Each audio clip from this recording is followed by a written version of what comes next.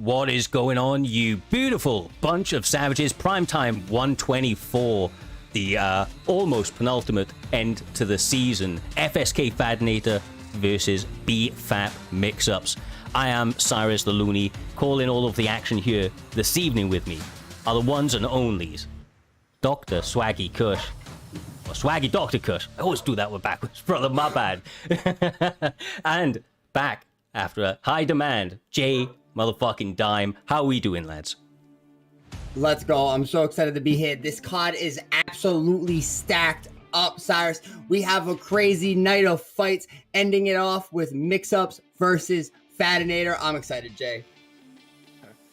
Listen to me. We've seen that Mixups and Fadanator fight. We've seen that before. We've seen them have a close fight. Then we seen Fadanator beat Mixups' ass like he stole something, right? But will Mixup finally get the belt from Fadanator? This has always been the hill that he needs to climb. This dates all the way back to UFC 4 when Fadanator controller died. He decided not to jump on him. Mm-hmm. So you know that haunts him till this day, Cyrus.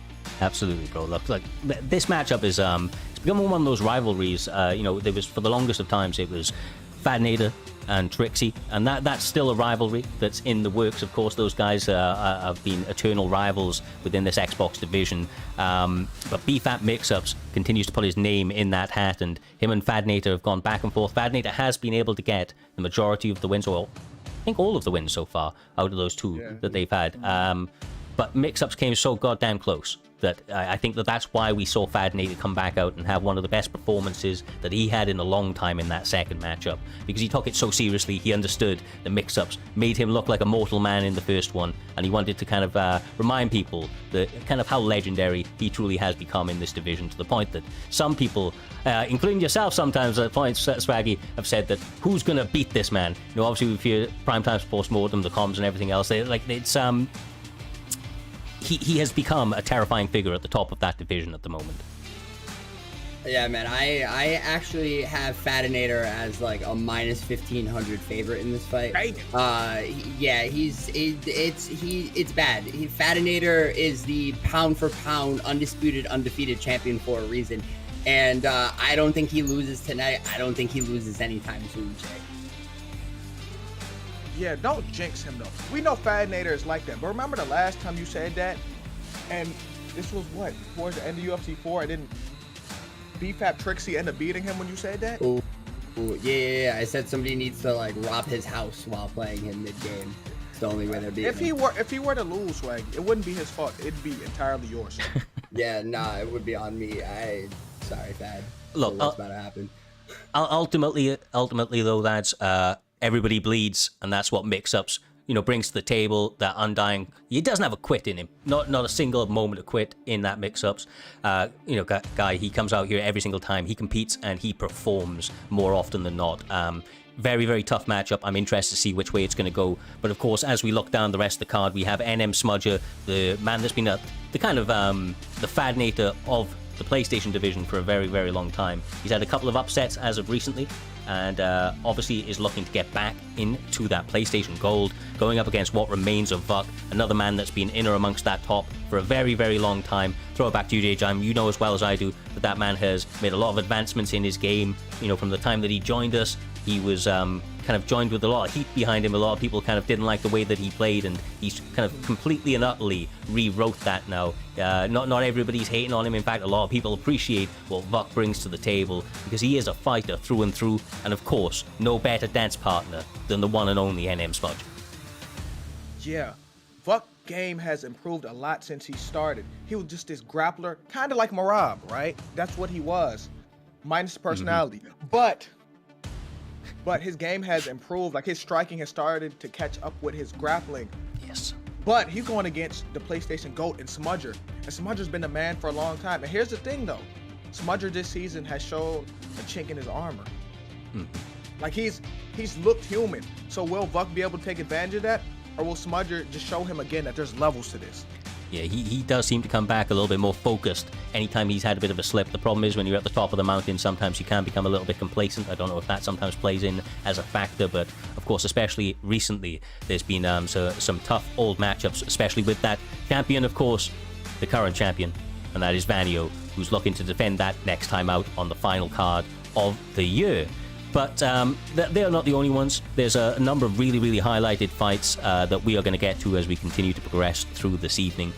There's two in particular, and funnily enough, they're the next two down from that main event and co-main event, fittingly so, and that is BFAP Trixie up against NBK Tia, and he is going to go up, obviously, in welterweight.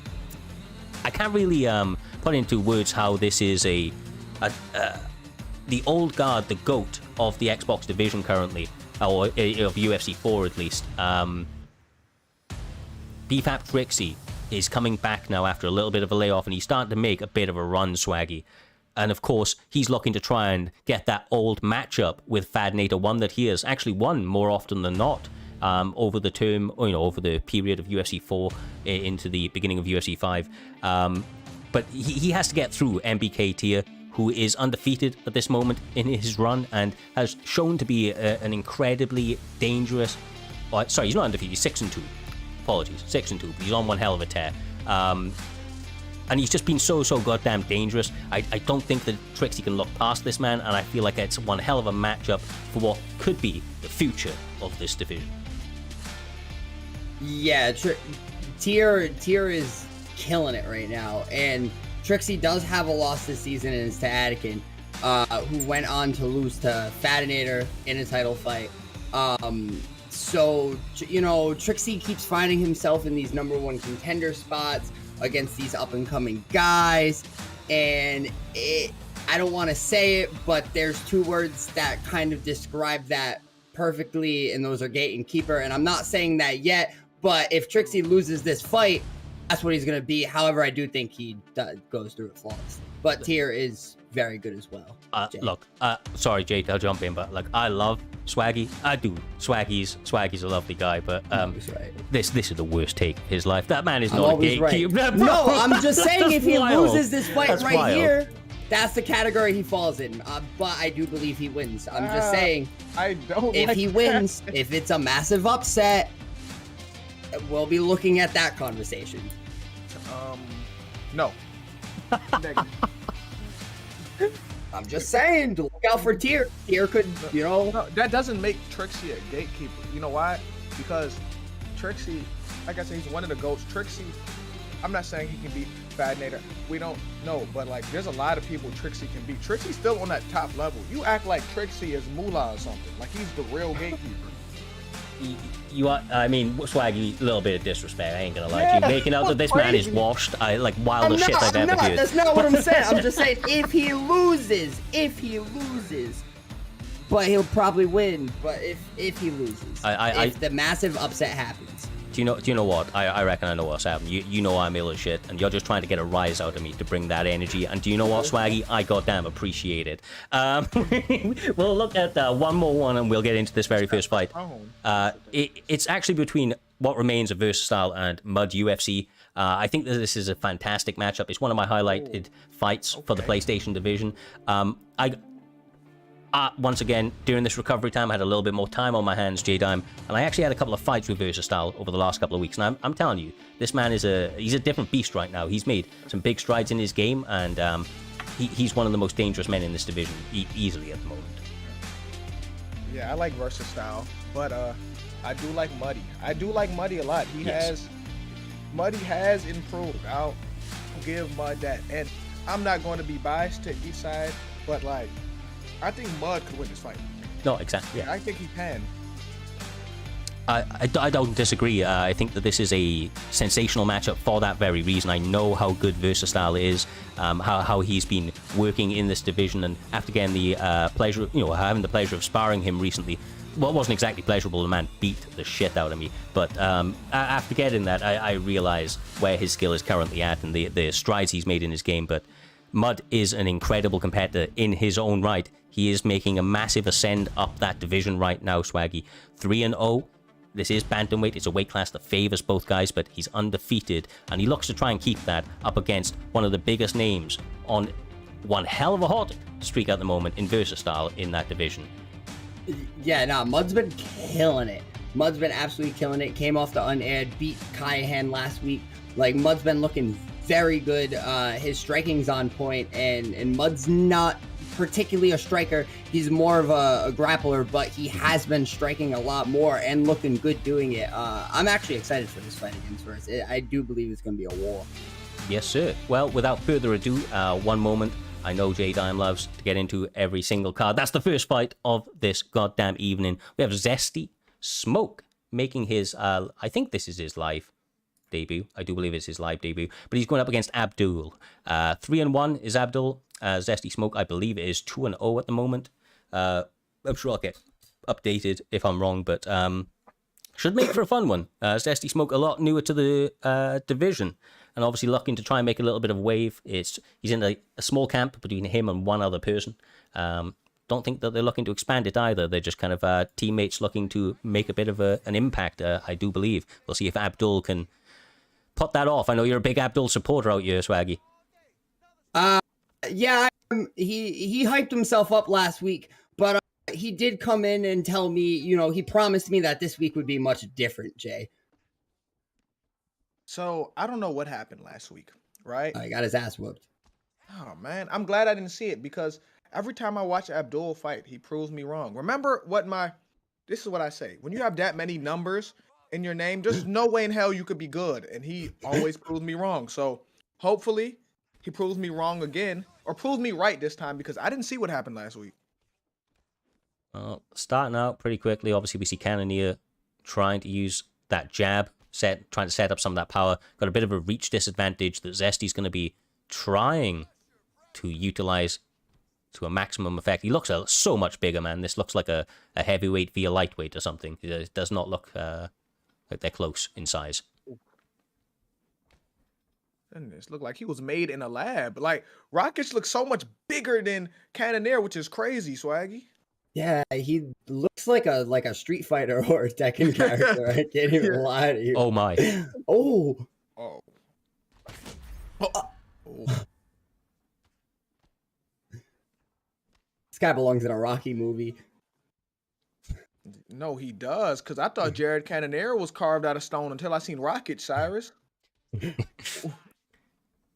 Well, look, Cannoneer believes in the power of stones, and I believe that he believes, and it will allow him to push through certain things. He takes a couple of hits early here, but we'll see if he's able to, oh my goodness, man. He needs to stop going high with those kicks, Swaggy, because everybody loves a little bit of flashiness, but if your opponent keeps ducking that shit, you know that you're very close to being laid face down on that canvas.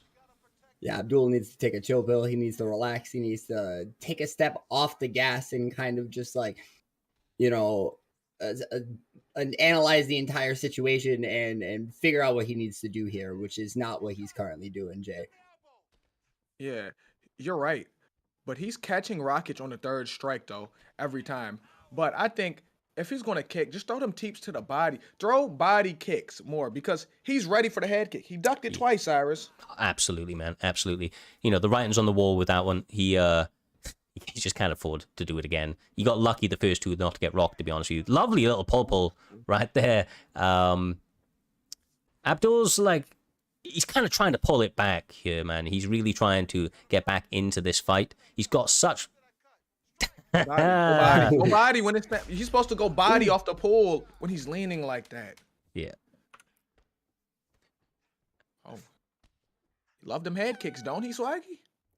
Yeah, he's throwing a lot of them.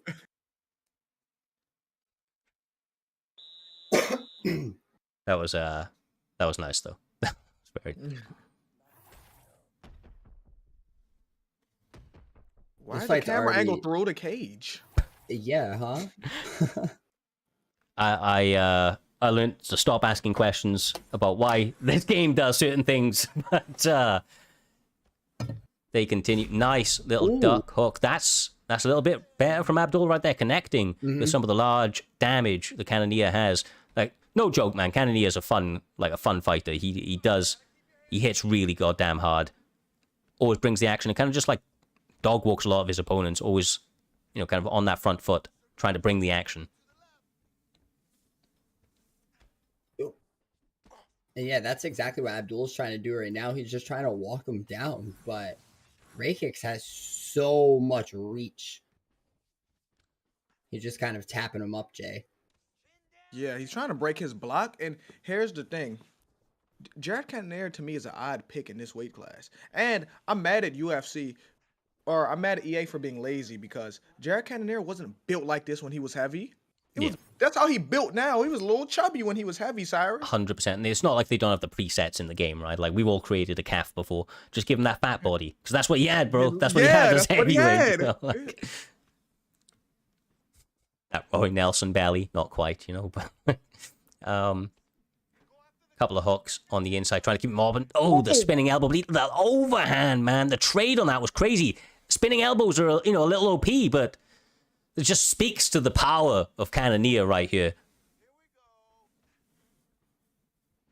I'm telling you, Jared Cannonier has a whole state on his back. He has Alaska on his back. I don't know any other fighter from Alaska. He has all of Alaska. What will he do about this, Swaggy? Poor Alaska right now, because... Yeah, Oh, my. Oh, whoa, what? What'd you say about Alaska, Swaggy? Alaska's winning. Go Salmon. Oh, that was bad. That was real bad. He got was frustrated, overextended, but the head movement, bobbling about that place, keeps him in it a little bit longer out here, Swaggy. Good work from Abdul as he lands an overhand. Jesus. My goodness. Abdul's out there just fishing for the overhands, and he's landing them. Oh! His gas tank's a little too low, Jay. Man, listen to me. This fight ain't gonna go that long. This is 3-round fight. And he's stupid. Why would you do that? God. Good game. Why did he do that? Why did he do that? I'm lost. I'm speechless, bro. I'm speechless. Like, that is crazy. There's a little bit of a new feature here at Primetime MMA. Let's have a little bit of a look back at that.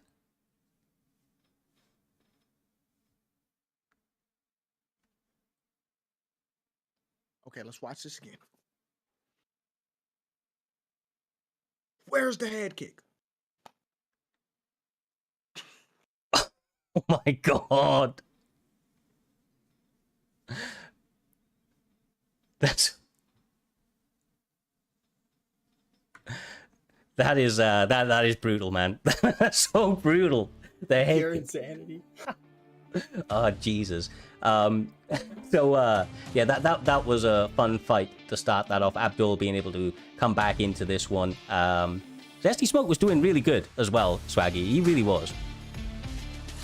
Yeah, nah, he was at first. Like, that first round was all him. He was doing his thing. And then that second round, he was keeping his composure. But Abdul just was keeping up the pressure, breaking that block, landing heavy bombs. And eventually he got him out of there by ducking the head kick. Incredible. Well, J Dime, with that one in the books, we have the next one chambered and ready to go. It is going to be between the one and only Brazil Lucas, a guy I became a fan of very, very quickly with his submission threat and just how kind of legit he is in all regards. But he's going up against K1 Mike, 2-0 in the division, making waves right now, looking to remain undefeated here this season. Okay. So here's the thing, right? I used to spar Michael a lot. I used to spar him a lot. It's my dog.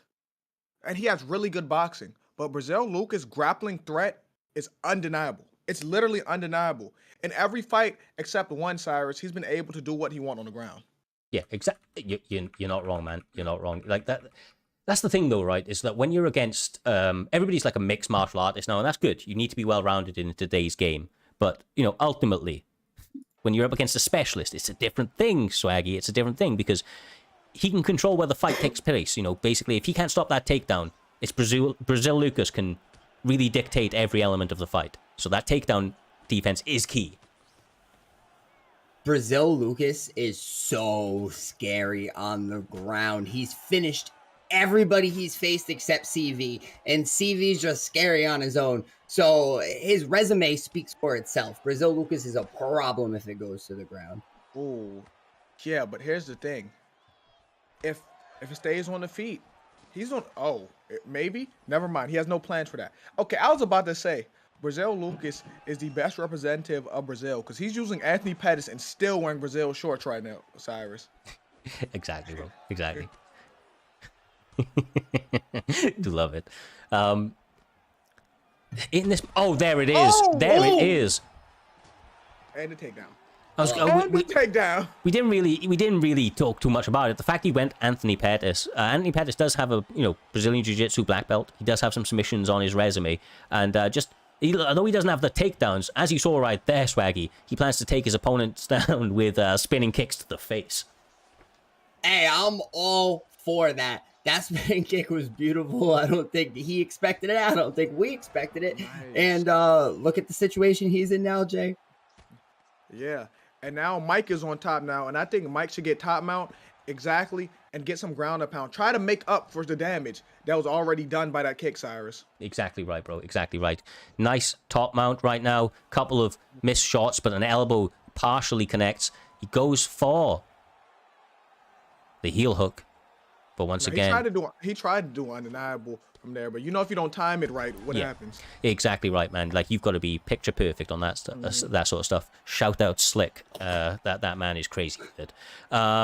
So yeah, really, really good work from Mike so far. But this is probably where I would look to choose to disengage. Personally, in fact, I don't even know. You know him. He's actually doing real good here. This boy can grapple then. This boy can grapple. Yeah, here's the thing, because if he gets back to top mount, he's grappling on his terms. He's not in no crazy position where there really can be a counter right now, Cyrus. No, you're not wrong. You're absolutely not wrong. Full guard, obviously not where he wants to be. The problem is that this is why I said half guard. It's kind of that, it's that position. You can stay out there, but when you're in somebody's full guard, you're basically in an inverted mount.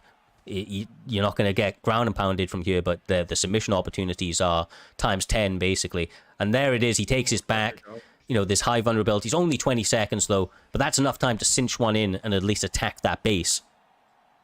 And I think he's going to, bro. He's going to. Mm-hmm. That was actually a feint. That was clutch. That was a clutch feint from Mike. Fair play to that boy. He did really, really well right there. Grappling's on point right now for Mike Swaggy. Yeah, man. He could have been killed. He really could have been killed. Yeah, Mike looks really good on the ground. I don't think many people have been able to do this to Lucas, like really survive with him on the ground. Usually he gets him right there. He gets in mount and he moves around. He does what he wants and he finishes down there, Jay. See, you're disrespecting, even though he didn't win that fight. That nasty fight where McNasty had great defense, where both of their stocks went up during that fight. So we can't say no one's been able to. No, I forgot about the nasty fight. You're right. Oh, there! Look at Brazil Lucas, bro. This guy is flashy. So I have a question about. So that first round's his, right? Because of the stun. Yes. But my eyes may be deceiving me, but it said he landed 12 strikes that round too.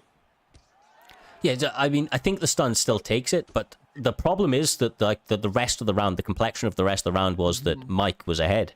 Like, for all intensive purposes, that boy was ahead for the majority of the round. So, I think it's like a round he drops, but a round he's going to feel a lot more confident coming into the second round. I'm glad I don't judge, because I don't know what the criteria is on here. I know it is in real life, not on EA Sports. You're not wrong. Not wrong. I think it is damage. But like how that damage is gauged is another ripple to that, I suppose.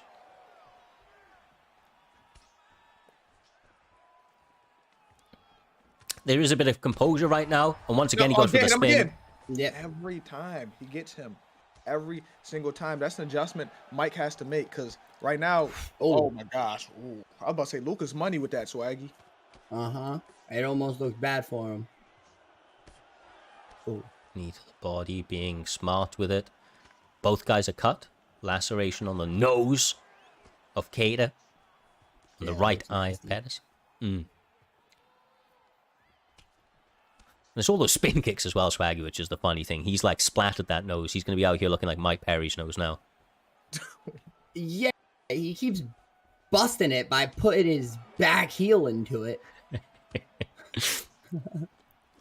I've been kicked in the head and it hurts. I could only imagine if that guy spun into that shit. Like, honestly, I don't know how people still have their heads attached to their bodies after that. And Anthony Pettis has one of the best spinning kicks in the game. There we go.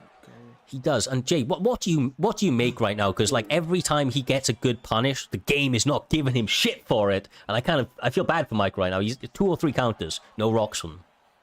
Yeah, but when you're playing a game or any sport, you can't sit here and complain and wonder, why can't I get my stun? You just got to keep going. You got to keep You're right. your head in the game and keep your composure, Cyrus. The damage add up. Yeah. Oh, there it is again. Again, a nice counter from that man, and he attacks the body. Can tell that he's sparred with Jay Time in the past. Preaches to the body because it sets up the head, and that's what he gets right there, Jay. Yeah, Mike looks really good, and Mike has finally made adjustment to them spins. He's finally getting out the way of those, Swaggy. Yeah, he's getting out of the way. He's doing his thing. He's being really good with the he's really doing really good getting out of the way and landing strikes right after with the counters. And I believe Lucas needs to try to get it to the ground next round. He cannot stay up and waste stam striking, but Mike needs to do his best to keep it on the feet and just continue this damage because he's very close to a finish, Jay. Yeah, and here's the thing. If I'm Lucas, I have to push a little more because it's either 2-0 or 1-1. There's no scenario where he's in the driver's seat right now, Swaggy. No, not at all. It's either 2-0 or 1-1. You're right. And Lucas needs to get down there and start either accumulating damage or get in there with the submissions. I don't know if Pettis can get one in one shot, but I know he can get it in 2. So he needs to get down there.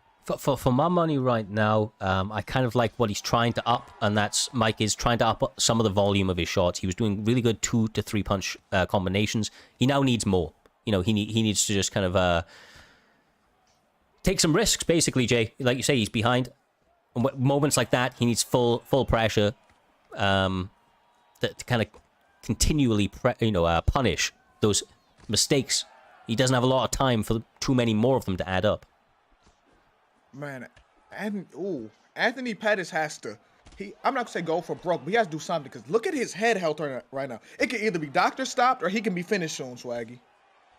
Yeah, no, for sure. Especially if he keeps up with those finishes, because with the spinners, I mean, because Mike's like calling him out. He's moving out of the way. He's countering those, and it's just adding up damage on that eye, Cyrus. No, it really is, man. You can see it. It's leaking down the face right now. We thought that the nose was a problem with Kada, but he's shown that right eye. I mean, if he actually separates after 1 or 2 more shots being landed, he could even get a doctor stoppage, like, realistically. And we saw it in the matchup, the rematch between Smudger and Vanyo, right? Sometimes those doctors can step in and... Oh! He has to stop spinning. This match may end soon because the adjustment was already made, and you know what you do? When everything hits the fan, you go back to what you know, and it's throwing them spins, Cyrus, and they're getting him messed up even more. Yeah, and you can tell that obviously the striking is not where his bread is buttered, so to speak. He's looked good here with it this evening. A lot of it's landed, but Mike now really, really making those reads more often than not and getting a lot of damage off. I mean, he's a minute away from one way or another. Oh, there it is. The doctor's coming in. They didn't even have much of a separation. That's not a good sign. But he's fine. He's fine. He's going to allow it to continue. I'm about to say, I wouldn't allow it. I wouldn't allow this. Nah, this doctor's got to be sleeping with Anthony's wife or something because, he does not like Anthony Pettis. Wow, He's bro. trying to get him put out. Anthony Pettis, we do not sign off on the comments made. Oh, Jesus. Nah, yes, we do. We're going to stand on them comments, Swaggy. Yeah, we stand on business. Nice. Straight again. Mike has 35 seconds to really turn it up. He's done so well in this round. And depending on... Oh my God. He's teaching him a lesson. That's what this is. This is a lesson being taught, Cyrus. It really... Oh, God damn, man. It really is. 8 seconds. Can he get it? Oh, another body rock. He went for it. Madness. Perfect work right there. Oh, look who it is. Mr. Humbledink in the chat. We appreciate you, my man, coming through with a gifted sub. Much love to Mr. Humbledink, one of the true OGs and legends of Primetime MMA. Man, it was a great fight for the first round. Like, he had his stun, he was doing good, and then the striking difference came into play. And he's a grappler at heart. He's trying to improve his striking, but his striking obviously isn't where his grappling is. No, exactly right. It was a turnaround, right? He did really well there, in all fairness. You know, for a guy that I thought was a specialist grappler, which I still believe he is, to come out here and strike as much as that was a bit of a surprise. But ultimately, you know, wasn't his night here this evening. Cater, after what was a really, really difficult beginning of the fight, was able to, you know, get a victory on that. Yeah, great stuff from him. He's still undefeated, which is really, really hard to do going into you know, this late in the season. Only 3-0, but one hell of a late kind of rise right now, Swaggy, trying to get into that top 16 so that he can make that Grand Prix come the start of next season, which of course we're only 1 or 2 events away from now. Yeah, I think we're 2 events away. Me and Doc were just talking about that on postmortem. So a lot of these guys are coming into the last couple of fights to make it in that GP. And one thing he was saying was the people that are winning this card and the next card, you know, those are the people that are most likely going to be locked in for it. And then a couple people fighting in on the last one. But yeah, it's a battle to get into that GP. Only 16 guys make it from each division, Cyrus. No, exactly right, brother. Exactly right. Now, for no other reason than this is a new tool, and I'm making sure that we got it all right, I'm just going to I'm going to have a little look at that knockout one more time, okay, guys? I'm not going to do this every single fight. We're going to save it for some big moments, but I do want to check it out just to make sure that everything is still running right with it, and it looks like it is. You just wanted to see Anthony Pettis' bloody face. That's all. That's literally what it was. I didn't quite catch it, so we're going to skip on from this, but it was... honestly, I'm thoroughly impressed with what he was able to do. You know, it kind of shows the fact that he was undefeated there, J-Dime, just in his mentality, because a lot of people would have fumbled earlier in that fight after, you know, that onslaught, going up against a guy that you know is a grappler who kind of like tunes you up a little bit on the feet at first, gets some submissions. You know, he did have some good work towards the end of that round and mid of that round, but yeah, I think that this guy's maybe a bit of a problem for the division, especially if he can continue in that momentum and continue to learn from these fights. You know, ones that he's getting victories in up against tough opponents. You know, there's a lot of lessons to be learned in those. Yeah, exactly. And like you said, Lucas is not no scrub either. We know him as his grappler, and Mike never panicked when he had him on the ground. Then he mitigated all damage that was done to him, and he turned up after that first round too. Absolutely, goddamn-lutely.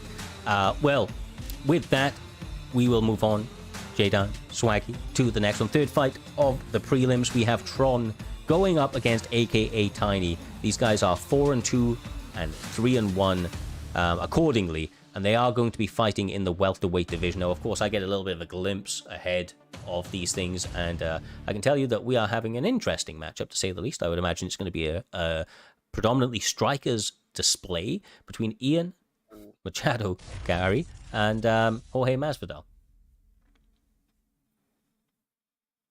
That's interesting right here. You know, Ian Gary is the most hated right now. You know, some of it is it's just. I can't lie to you. But yeah, he's most hated right now. But you know what you can't take away? His skill set. You can't take away that he can fight his ass off. Absolutely. Absolutely, he can. He's been doing really well. I struggle to use him a little bit in the game, though. He's a bit of an odd pick now. You know, obviously coming out into this, he may be Tron, maybe just his favorite pick. Maybe a lot more comfortable with him, know his moveset than I do. But like I said, I've struggled with him in this weight class, and I'm wondering, because obviously Jorge's just a guy that feels pretty good no matter where you use him, Swaggy. You know, those boxing combinations really come to life with Jorge. Yeah, Jorge is really easy to use for anybody. I like to use Jorge a lot. I know a lot of people that use Jorge. Ian Gary, however, I've only ever experienced bad moments with Ian Gary, and I've only ever seen him knocked out when watching other people use Ian Gary. So I don't know about this pick, Jay. And it depends who's holding the controller. You know what I'm saying? You could turn water to wine depending on who you're using, Cyrus. You can, man. You know, it's a pick does go a long way, but ultimately I suppose it is about who is behind those sticks. He's using a lot of like lead hooks into the body uppercuts right now. That's a smart move. It attacks the gas tank very, very quickly.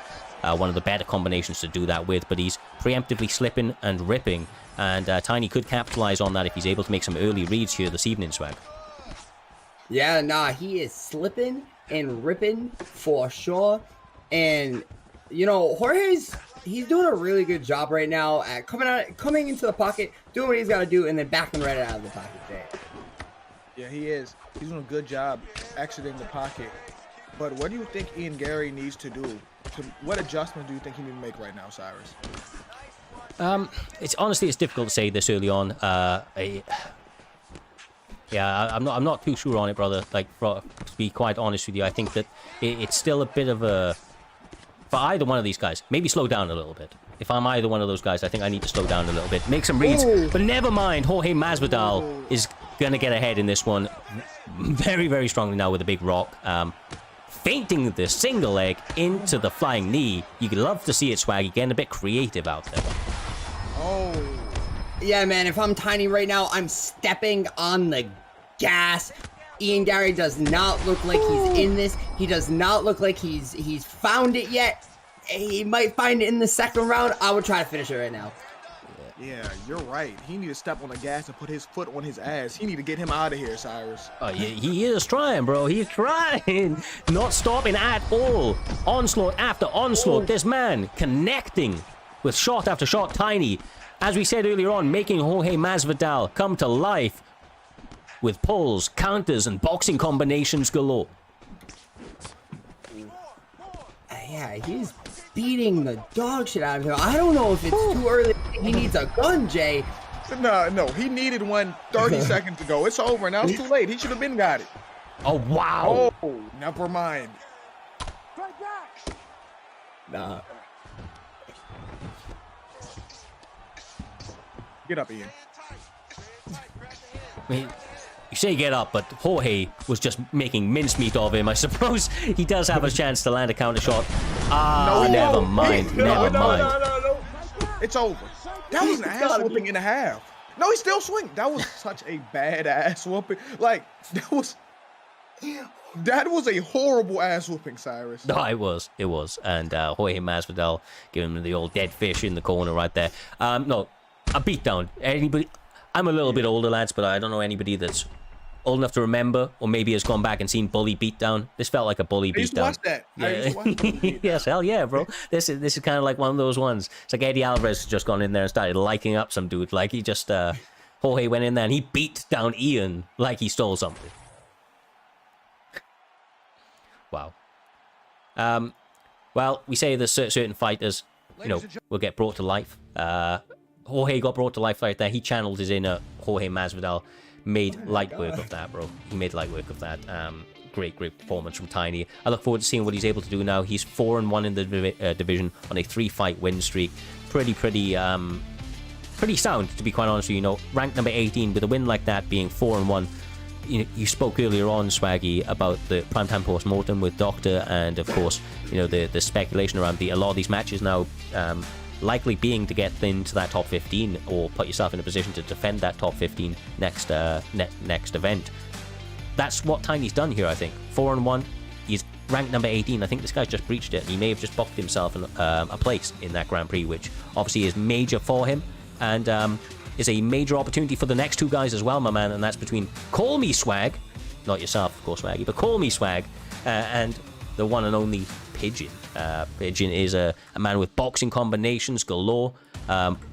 Controversial character at times. Doesn't always say the right things, but you know what? He does like to throw those hands, and he does them well. Yeah, I just don't have him on any streams or let him talk in front of anybody. He a cool guy. However, Call Me Swag has an opportunity to kick the hype train to the side and kind of send Pigeon back down to the darkness, Jay. So I'm assuming you want Swag to win. No. I'm not rooting for anybody here. I'm just a commentator. I'm just saying that Swag has a chance. It's gonna be a good fight. Swag's a dog. Pigeon's a dog. They got that dog in them. Woof woof. You know what I'm saying? He's got that pigeon in him, bro. But I will say one thing. I will say one thing, and maybe the first time I said it, credit to Pigeon for something, and that is the fact that his stream is 4K, bro. Like, this is one of the better stream qualities that I've ever seen. Not too many things you can take from Pigeon setup, but this would be it. We'll see how that plays out now, of course. We've got Tim Elliott on the side of Pigeon Scout. What the hell is he doing? And why is he going up against Cody Garbrandt with that? Pigeon is not a grappler.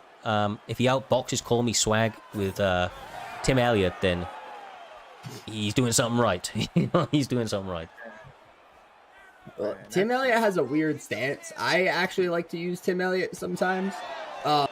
Tim Elliott's kind of fun to use. I would never use him in a comp fight, but you know, Pigeon's different. Listen, when it comes to Tim Elliott, he'd be a great fighter on here if he wasn't slow. If he didn't have 87 speed, he'd be a great fighter because he has good kicks. He has everything. He has great submission. It's just he's too fucking slow, Cyrus. He is, man. He is. I actually like using him occasionally as well, just 'cause he's a little bit different. I like anybody with slightly different animations or, you know, that sort of stuff. But yeah, he's difficult to use, man, especially when you're going against, like, the fastest guy in the division. I don't know if that's statistically true, but it definitely feels like that. Cody Garbrandt is lightning, man. For sure, the hardest puncher to go with it, too. Yeah. But if you clip his chin once, it's over. Yeah, we talk about the hammer and the nail, right? Some people can play both the hammer and the nail. He's all hammer, bro. He can't take any shots at all. None at all. That old line that he threw out there, you can't condition your chin, came back to haunt him, I think. Yeah. Should have tried to condition the chin. Man, can you chill on my boy Swaggy, on my boy Cody Garbrandt, please? No, he was my boy. I was there when he beat Dom. It was just, you know, I was so happy. And then I wasn't happy when he lost like 8 times in a row. I don't even think the chin was the issue initially. I think it was the ego and him fighting angry was the problem. That was getting his chin clipped. And now his chin is actually toast, Cyrus. Yeah. No, you're not wrong. You're not wrong, man. Those TJ matchups, TJ really, oh my gosh. you know, was under his skin, the whole alpha male thing behind him as well. Yeah. He hooked him 3 times. He lead hooked him 3 times in a row. Yeah. yeah. He almost won one of those fights. Who said that UFC 5 wasn't realistic? You can throw lead hooks till the cows come home. It's gonna land, bro. It's gonna land. Call Me Swag really pouring on the pressure now, Swaggy. I'm sure that you like to see it. Tim Elliott trying to be a little bit more defensively minded as he needs to be. Pigeon is kind of getting some success. I find it a little surprising, though, that Swag is deciding to just kind of stand in the pocket. Do you feel that he's getting frustrated at this point? A little bit. He's just starting to throw bombs, too. And oof, there we go. That's a nice counter. I'm very surprised Pigeon hasn't tried to wrestle at all. He ain't gonna try and wrestle. No clinches or nothing.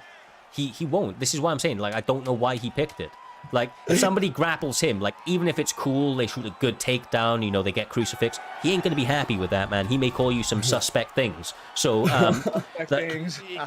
he may. So, like, I don't see him shooting a double leg, but he's doing really well in the striking, surprisingly, up against Cody, and I feel like the fact that he's been playing the Matador a little bit, trying to, you know, compensate a little bit for that speed disadvantage. I feel like that's actually frustrated Swaggy, Call Me Swag, a little bit. Yeah, I'm Swaggy. Too many swags, bro. Yeah, way too many swags. He stole my name. I will not call him Swag, but he is doing his thing right now, Jay. Nah, he is. But why don't you call him Swag, though? I call him Swag. I just, you know, a little, you know. Pigeon. So, yeah, you keep going, Cyrus. I was going to say Pigeon out here trying to prove me wrong. And did with a nice takedown. He's going for a submission as well. Can he get this? Arm triangles, not too bad, but he goes, you know, belly probably into an armbar. No, just ground and pound. Oh, God. Oh, that's smart. Because Cody don't have a chin. Look how much of his head health got taken away from that. That is smart.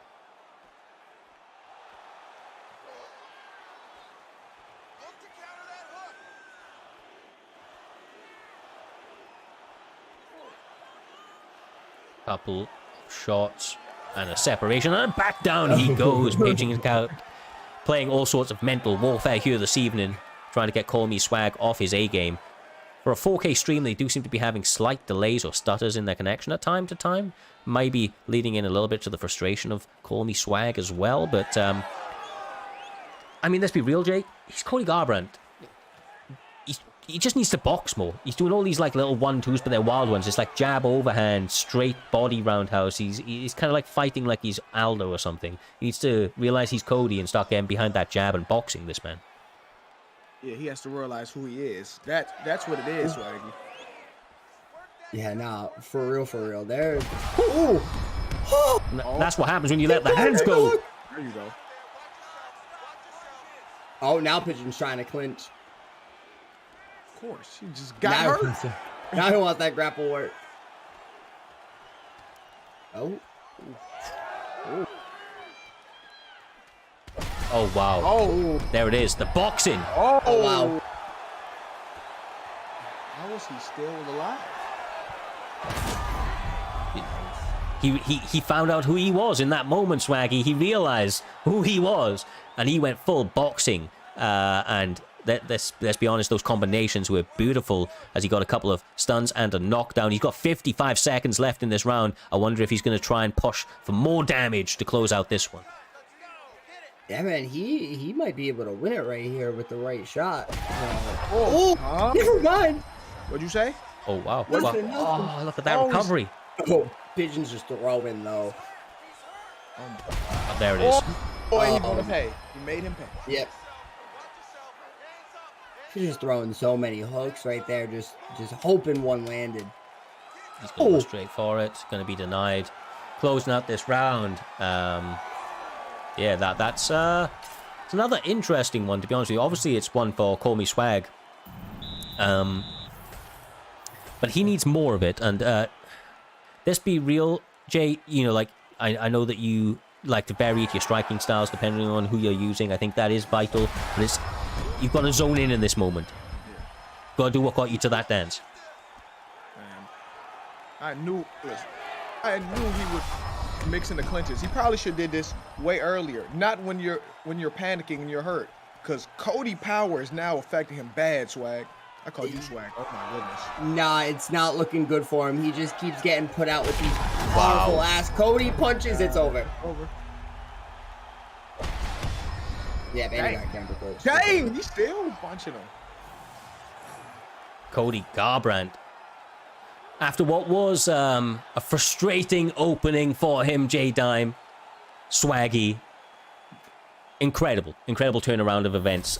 He really zoned in, started utilizing his superior boxing skills, that speed advantage that he had, and ultimately was a little bit too much for Pigeon to overcome with that Tim Elliott pick.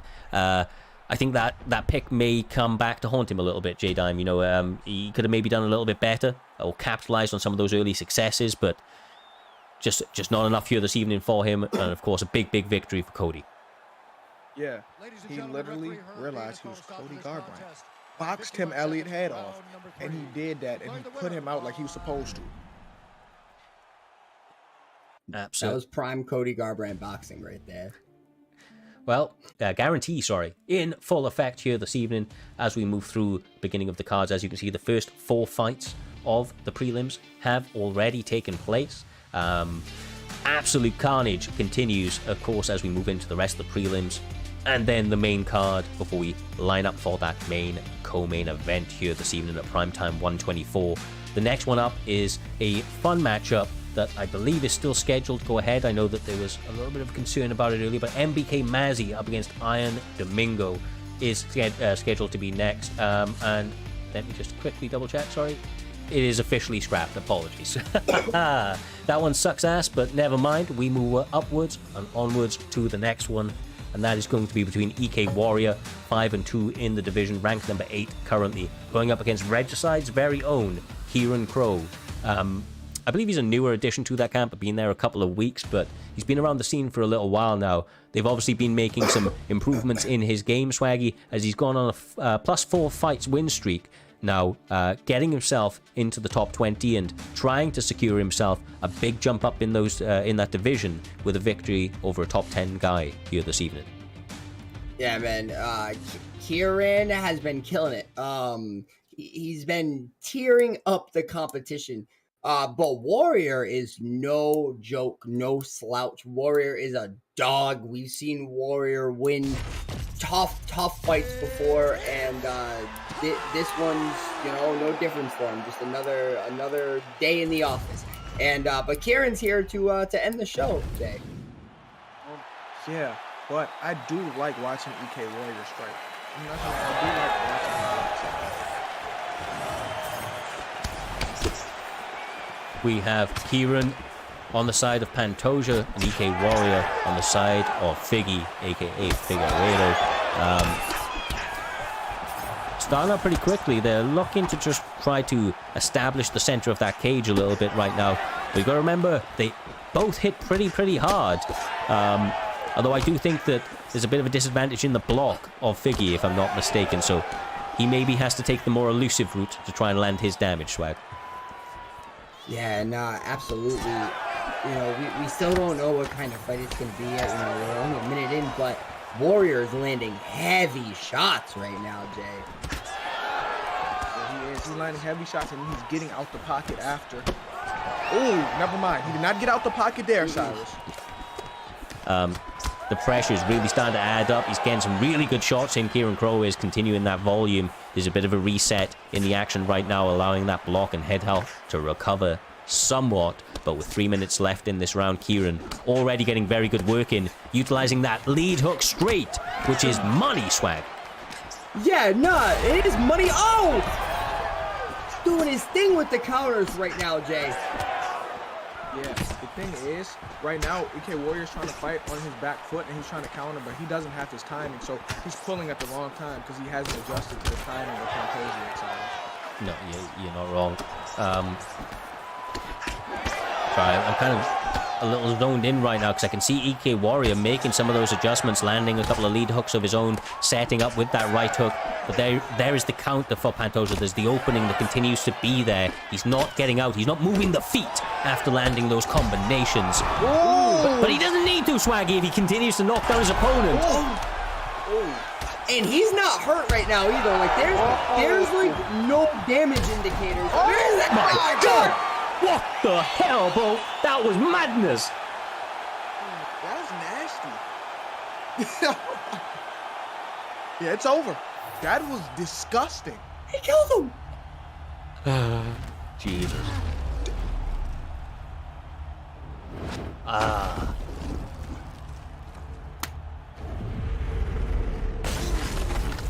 There was a lot of violence leading up to that one as well, man. Like, you know what? Enough with these frostbite ones. I want to see that again in its entire glory.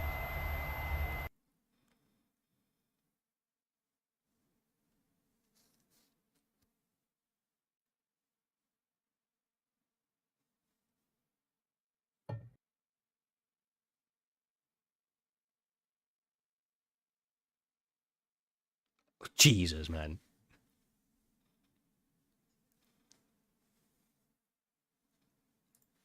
Insanity. Like, he ducked right at that second, man. That was one of those. It was so unfortunate for him, but like, he ducked at the wrong time. Swag, he ducked at the wrong time, bro. There's nothing else I can really say about it. Yeah, Warrior just put on a performance right there. That was insanity. We're gonna come out of this remembering that one for sure. Yeah, well, I expect to see that one on socials later, I tell you that. With that one in the books, we have a little look now, of course, as you look forward, because we missed out that one fight. The prelims became a little bit shorter. We're actually already at the featured fight of the prelims here this evening, aka MG, up against what remains of Not Nasty. Now, you know as well as I do, J-Dime, that Not Nasty became a fan favorite and somebody that we have eagerly been anticipating, you know, every time he steps into that cage. Done really well so far. One or two minor setbacks, but always his stock seems to be going up, kind of like that Justin Gaethje-esque vibe where, you know, there's controlled chaos in the cage. He brings the action every single time. But I feel like this might be one of the biggest tests so far up against aka MG, a man that is cut from that same ilk. He is absolutely built different, comes out here, puts it all on the line every time, looking for highlight reel finishes. Yeah, I've been thoroughly impressed with MG since he stepped foot in PT. Even when he lost, he looked good, and you see the skill set, you see the improvements every time. But MG is a former champ, and MG's another one who's been continually getting better every time, Swaggy. Yeah, listen, MG beat Smudger, and that was a massive win. But in MG's last 2 fights, he's only thrown the 1-2 combo. So I believe if he switches it up and throws, something behind that 1-2, maybe we'll see a reinformed MG. Mm-hmm. Well, as we move into the first round of these prelims, and that screen freezes up for a second and now comes back, just want to take an opportunity to thank all of the guys obviously coming through here this evening, showing some additional support. We got Pleasured coming through with a sub earlier on. I apologize for missing you. We appreciate the support, guys, each and every week, of course, as these guys continue to put on virtual violence at the highest degree. A couple of little bit of momentary production issues with their stream freezing up. Hopefully that subsides, J-Dime, because this one is anticipated to be one of the potential fight of the night candidates between these two. Like I say, pure savages, bro. Pure savages. Yeah, and Swaggy, you talk about how MG only got this 1-2, that's all he'd be using. That 1-2 could take you far, you know that. Nah, I know that 1-2 can take you far, because I myself also only use a 1-2. I just haven't won a PT belt. Spinning elbow is big, and MG's Max Holloway, so, I do assume, there's going to be some jab straight spinning elbows if, he does it properly, and that could go a long way in this fight early, Jay. Yeah, but I don't think it's just the 1-2. I think a lot of stuff is set up by the 1-2. He's going to add a 3 at the end. It depends how Nasty fights him, because he's intercepting him with that 1-2. He's just backing up and letting Nasty walk right into it, Cyrus. Goddamn-lutely, man. Goddamn-lutely. We are now at the 2-minute 20 mark, and big shout out to NEC Jakey, and of course all the guys over there doing a great job. Hopefully you guys all had an amazing event. Welcome to Primetime MMA. These guys joining at the right time, Swaggy, as we are in the featured fight of tonight's prelims, ready about to move into our main card. Yeah, man, Jakey's the man, always coming through with the W raids. A perfect time, too, during a W fight. We have a big back and forth going on right now. We expect this one to continue, of course, J-Dime. We have seen fantastic knockouts, back and forth battles already here this evening. We mentioned this a moment ago. Potential fight of the night candidate is what this fight was expected to be. They're still a little bit in the feeling out process, although they have landed some good damage, but there's a very workmanlike performance from both guys at the moment. Really just trying to, make those reads, go to the well, and try to find those openings for big damage. I like the way MG's fighting. I'm not even going to lie to you. MG's done the most damage because he's literally fighting on his back foot right now. Just throw 1-2, 1-2-3. Take a step back, get out of there. He's fighting beautifully to me right now, Swaggy. Well, yeah, Max Holloway is one of those fighters where if you're using him, you want to use the 1-2 a lot. And I feel like those type of fighters are the ones MG really benefits with the most.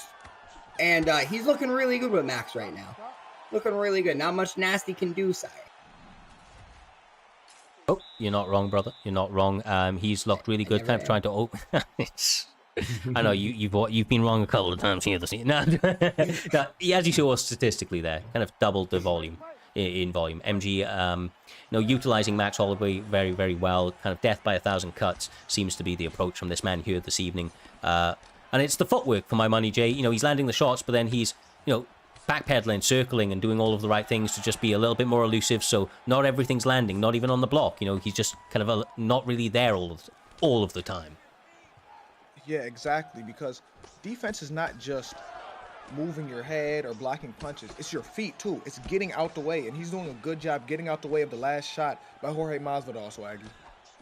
Yeah, he's doing a great job getting out of the way of that boxing. He has Jorge hurt right now. That doctor bag is getting redder every punch that lands. And Max has pillow hands, so you want to land as many strikes as possible with Max. And he's doing a great job at doing that, Cyrus.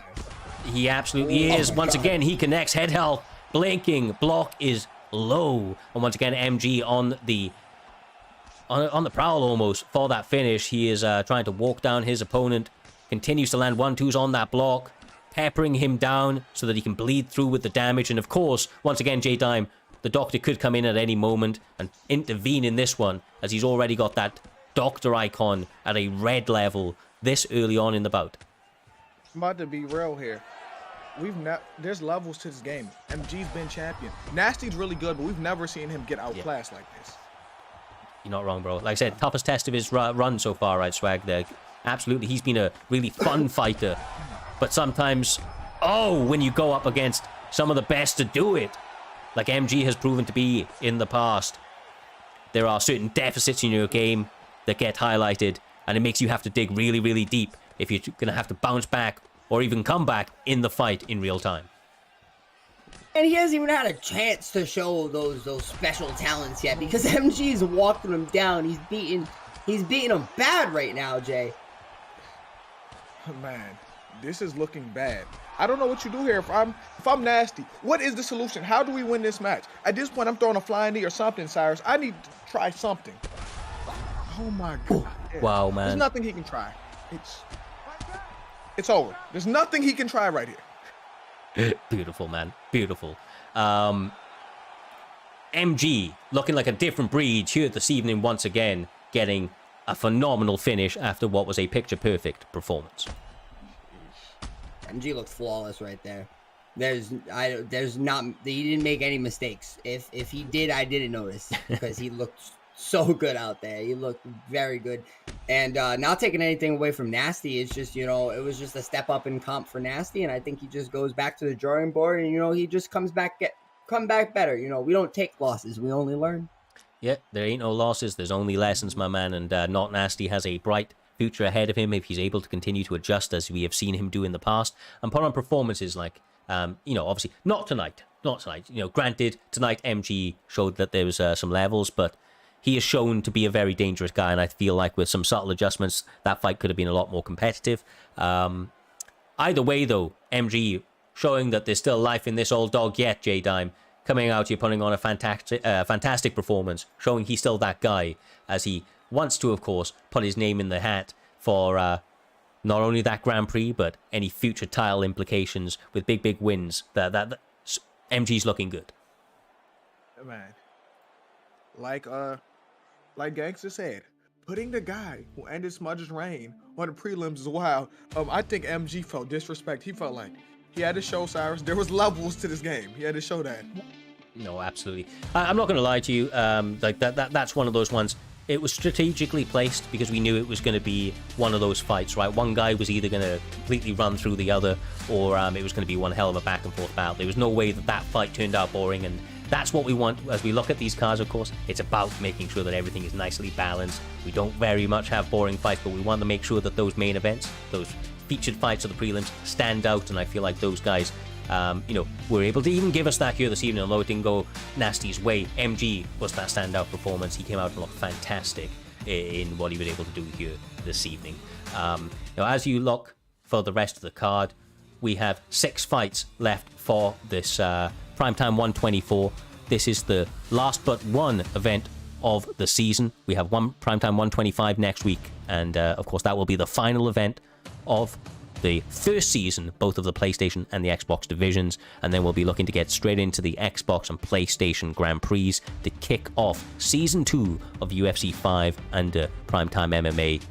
And with that, as you know, many of you, of course, at this stage, is customary, we take a short 60-second or so intermission at the prelims as we get all of these guys ready for the main cards. I see a lot of you guys asking, of course, for the predictions, and we'll see if we can get that set up for you guys going into this main card as well. So make sure to grab your refreshments, get yourselves ready for the virtual violence that promises to ensue here at Primetime 124 main card.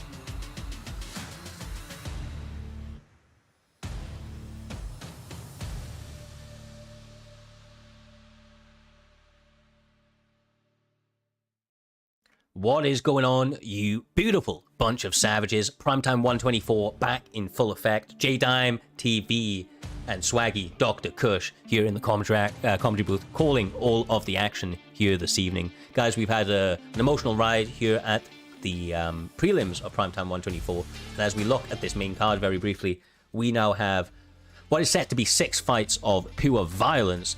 Swaggy, this next one up between FSK Naznim and FSK Bossman, 2 teammates that are going to collide here this evening. We have seen FSK v FSK in the past, and they never fail to deliver those flow state kings. They spar a lot, they work a lot on their craft, and it's showcased in what is some of the more sensational striking that you will see. Yeah, no, we get some wars out of those FSK versus FSK fights, man. We get some absolute battles. Even when Fadanator's involved, we got some back and forth wars almost every single time. So yeah, no, I'm excited for this one, Jay. And there's some fire picks too. Yer versus Connor.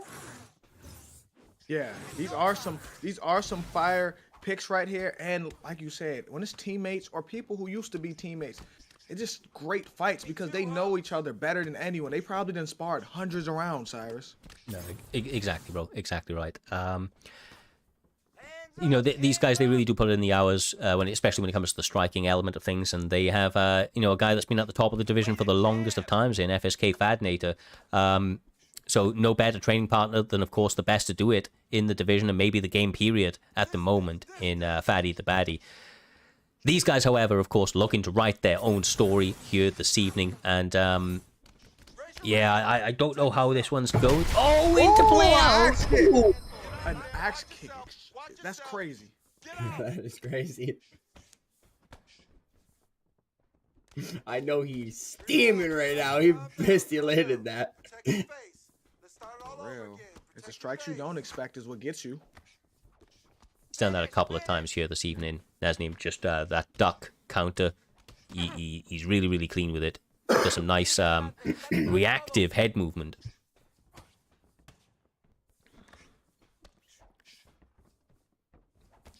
Almost jogged. Naznim is good, man. Oh, for sure. I mean, both of these guys are absolutely reason that they're at the top of the division, of course. Ranked number 6 on the side of FSK Naznim, who is on the side of Rodriguez. Pull from these guys right now. Looking fantastic. But yeah, I mean, Bossman's actually coming back off a suspension. 1 or 2 weeks ago was set to fight. Obviously looking to bounce back. He actually took this on short notice, I believe. And he's looking like he hasn't missed a step out here, J-Dime. Not really missing anything right now. Looking as dialed in as he ever has. Yeah. Listen, I would have took this on short notice too if I'm him, because it's not like he got to prepare. It's someone that he knows that he spars every day. You're not wrong. He probably thought, oh yeah, this is easy. I already know him like he knows me. There's no preparation, Swaggy. Yeah, nah, exactly. Like, they could have very well been fighting earlier, too. They could have been fighting right before this. And right now, they are putting on a show, just like Cyrus predicted. Great work with the hook. Absolutely, brother. I won't say I'm never wrong, but like these guys. Me. Nah. Yeah, we'll leave you say that one. But, oh my goodness, he's variated it, going with the straight instead. Bossman making some adjustments, and there it is. Duck counter doesn't get the rock. Oh, he should have thrown a hook. He still gets the drop. Never mind. I was about to say he should have thrown a hook instead of a straight. Took the accumulative approach instead, and yeah, I mean, this is good money so far. Good money for both guys. They're really. Oh my. They're leaving it all out there, man. They're leaving it all out there, putting on one hell of a display here this evening. I feel like this is one of those fights where those stocks are going to rise regardless, right? Each one of these guys already known well within the division, but it's only going to rise their stock, Swaggy. You know, the performance like this, they're really kind of showcasing what makes them special. Ooh, yeah, nah, they are both doing very elite things out there as well, Jay. They're stepping on the gas, and they are just throwing bombs right now. Bombs and vibes in the cage. Yeah, both of them know each other. Ooh, I was about to say they know each other so well. They're baiting the pools.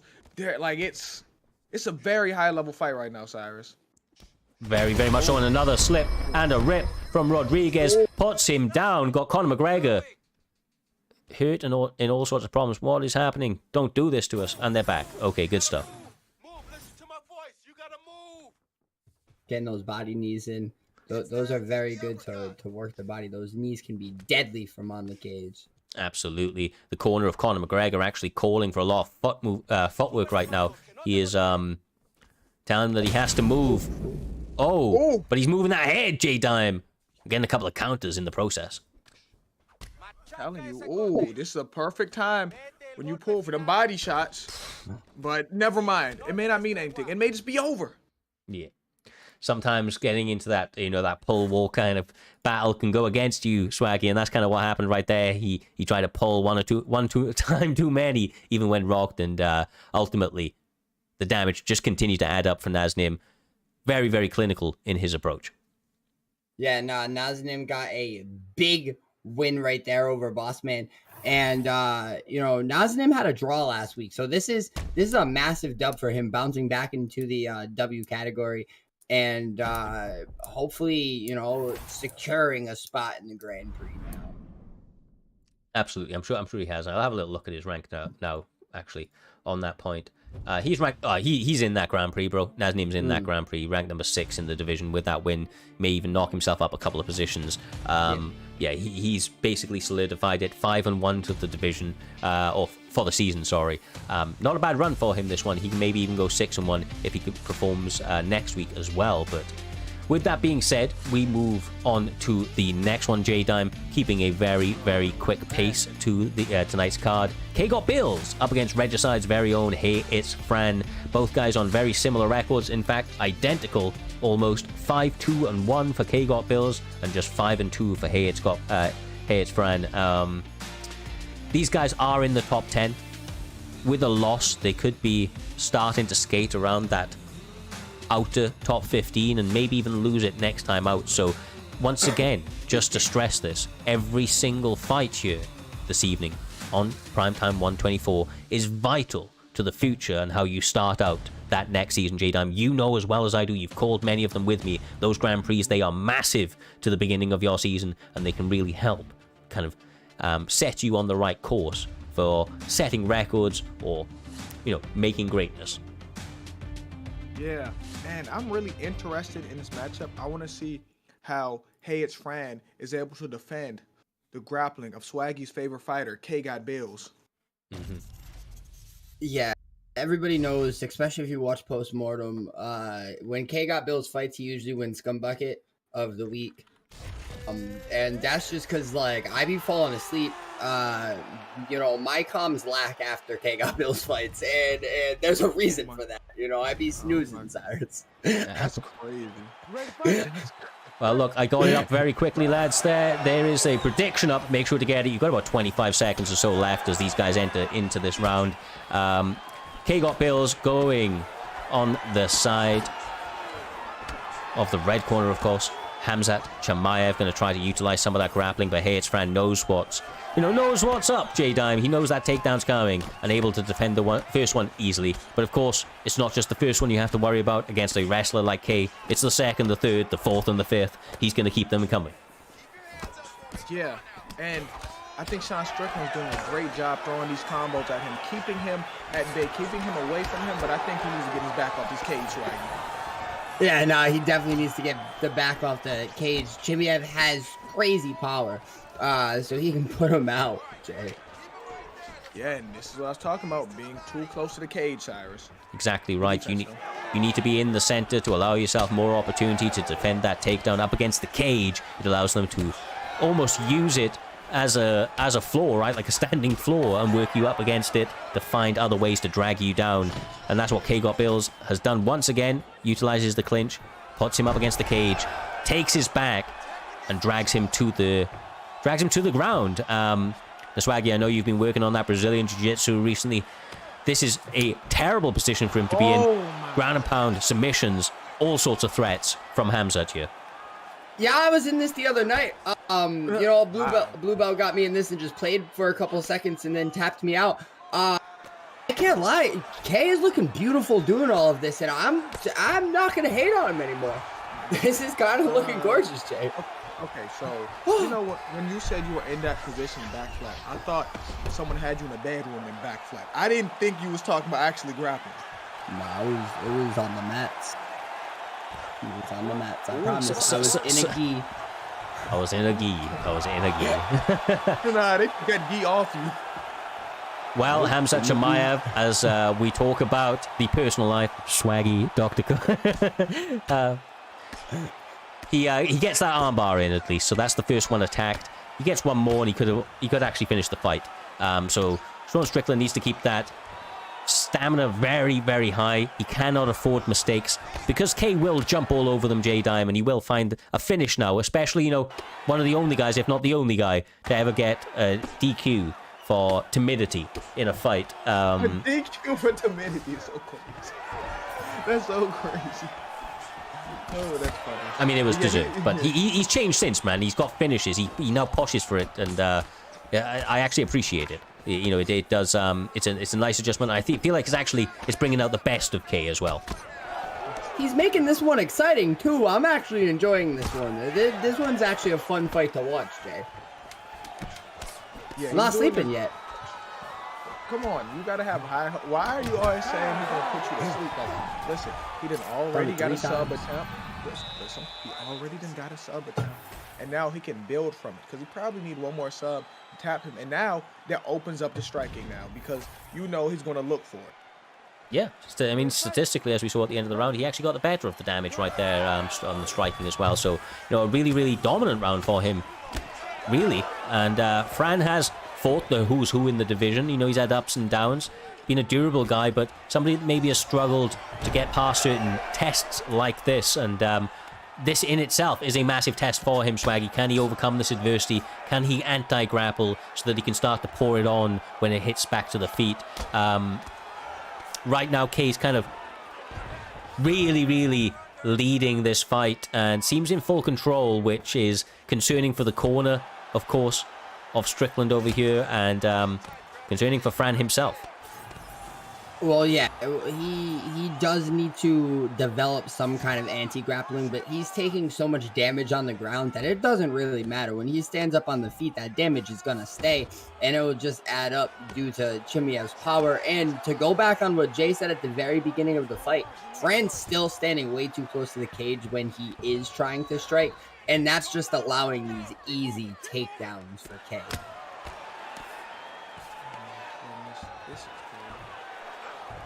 Man, he doesn't miss when it's here either, Jay. Like, when it's down, like, he's keeping you down. Yeah, exactly. Now he can do what y'all hate now. He can start minute winning, and he can make... Oh, he can't no more. I was about to say, Fran, he can frustrate Fran, but Fran kept his composure, and now Fran is on top of him, Swaggy. Yep, and Fran has the stamina advantage as well. This is beautiful. And now he's in mount. Oh. This is beautiful from Fran. The evolution in his game, making the grappling work for him. Ground and pound, stacking up. Beautiful work, J-Dime. Holding positions, half guard still a good one. Wrestler's delight, you know, you can really stall out here and get some good ground and pound in if Sean decides to commit to staying down here for the remainder of this round. Man, I really commend Fran for his composure, because Fran could have easily let himself get upset. You know how it'll go when someone's on top of you. You can let the frustration build, and now you're panicking. But he didn't, and now he's on top of him, Swaggy. Yeah, and he is looking beautiful on top of him as well. He's landing shots, he's getting that damage in, and he's showing a lot of composure as well. Absolutely. I actually thought that he was a little frustrated at the end of the first round with some of the striking that Chimaev was able to get off following the grappling onslaught. But he has proved that all wrong here with some trickery in the second round to get the reversal. And now what has been a pretty, top-class performance for the remainder of this round, getting multiple denials in the top mount position. If K wasn't so on it himself, he would have ended up taking a lot more damage. But there's another postured position. Mount, ground and pound. So much of it connecting. Oh, man, I'm so impressed with Fran now. Like, because after what's been going on with the grappling, he could have gave up on himself, and he's turned this around. Yeah, now you kind of almost have to wonder, does K keep it up with the grappling, or does K stop it here? And does K try to keep it on the feet, Jay? Like, what does he do now? Because Fran has shown that he has the defense, and there's already a big stam difference. Oh my God. What? Hey, he Ooh. needs a knockout. That's what he does now. Now he needs a knockout. That's incredible. Ooh. Great defense. Off cage. Nice. This is really where Fran needs to make it work. This is where you would imagine he's going to have the largest of the advantages. Does get slip hooked right there. Still pressed up against the cage. He's struggling to circle, man. And he's constantly going to get pressed like that, Jay. As you called out earlier, you know, it was eagle-eye vision, my man. It's one of those things that you just cannot afford against a grappler to allow to happen. You're better to just kind of rock and sock him in the center than you are to let them press you here. Yeah, the problem is he is not allowed to let his feet pass them lines. Because once you pass them lines, you're in that dead zone right there where he can put you on the cage, shoot for a takedown. Takedowns become easier. His whole plan should have been, I'm going to fight him inside those lines just to take away the threat that K got Bill's is, Swaggy. Yeah, no, absolutely. That's what you were saying this entire fight, and that is kind of coming back to bite Fran in the ass right now.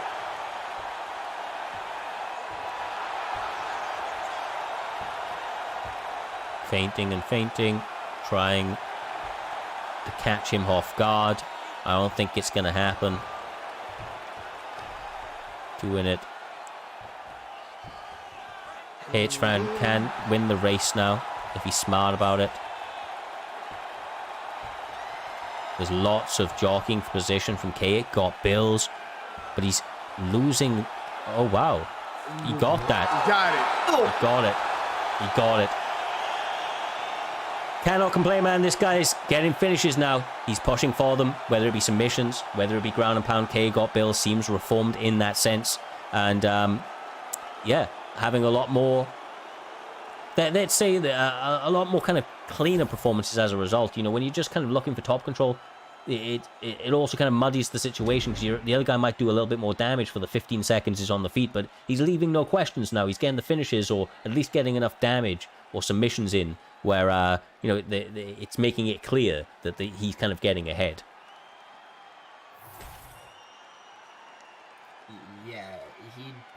Yeah, that one was not a snooze fest, I'll tell you that. He was actually, you know, putting up a fight the entire time. He kept, you know, throwing out damage, going for the subs, and he finishes it with a armbar. Beautiful performance from Jay. Absolutely. Only 1% of people bet on him, it would appear, and somebody made back some tidy amount of made a lot of money. Yeah. He made 5.4K. Yeah, off 50. That's not a bad return, bro. That's not a bad return at all. With that one being in the bag, we move upwards and onwards to the next one. We're going to be seeing what remains of Versatile going up against Mud UFC. Now, of course, this was one of the fights that I had highlighted a little bit earlier on, and I stand by it. Here, J-Dime, I expect this one to be a sensational bout. I think it's two top-flight prospects in the division. Both guys are going to be very, very dangerous, and, you know, honestly, this is one that I can't really... I don't know how this one's going to go. You know, I really don't. And that uncertainty, it excites me, bro. It excites me. It's good to see that still at this stage, these guys are able to come out and continue to give us new matchups, give us new problems to kind of see them solve.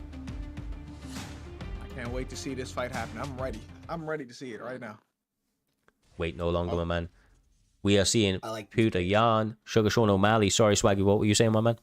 I like these picks. I'm sorry to cut you off. Mud's been using Sean the last couple of times too, and he does actually look beautiful with Sean every time. And that I believe is who he's been working to work on his striking, as he's not really that known as a striker, but he's starting to prove that he can do it all. Jay. Yeah, he's been improving, and I know that him and Gold of MMA have been preparing because, you know, they come in a package deal, right? So I know he's helped him prepare for this fight, Cyrus. Right, fair. Like I said, I mean, Versatile impressed me so much in the striking that I saw from him, just because of his ability to press. He kind of creates how to explain it. He kind of creates a bit of a mist in front of you where you don't really know where it's coming from. That pressure is incredible. He's normally really good at moving the head, although Sugar Sean O'Malley finding a way of landing right there. Kip's actually looking really, really good in some of the connections at the moment, Jay. You know, the uppercuts, the lead hooks, high land rate. Yeah, Muddy looks really good right now, and when he throws, oh my, nice. His striking looks a lot better, but I was going to say when he throws that side kick to the leg, he got to make sure he's out of range because he almost got punched for that, Swaggy. Yeah, nah, his striking does look so much better.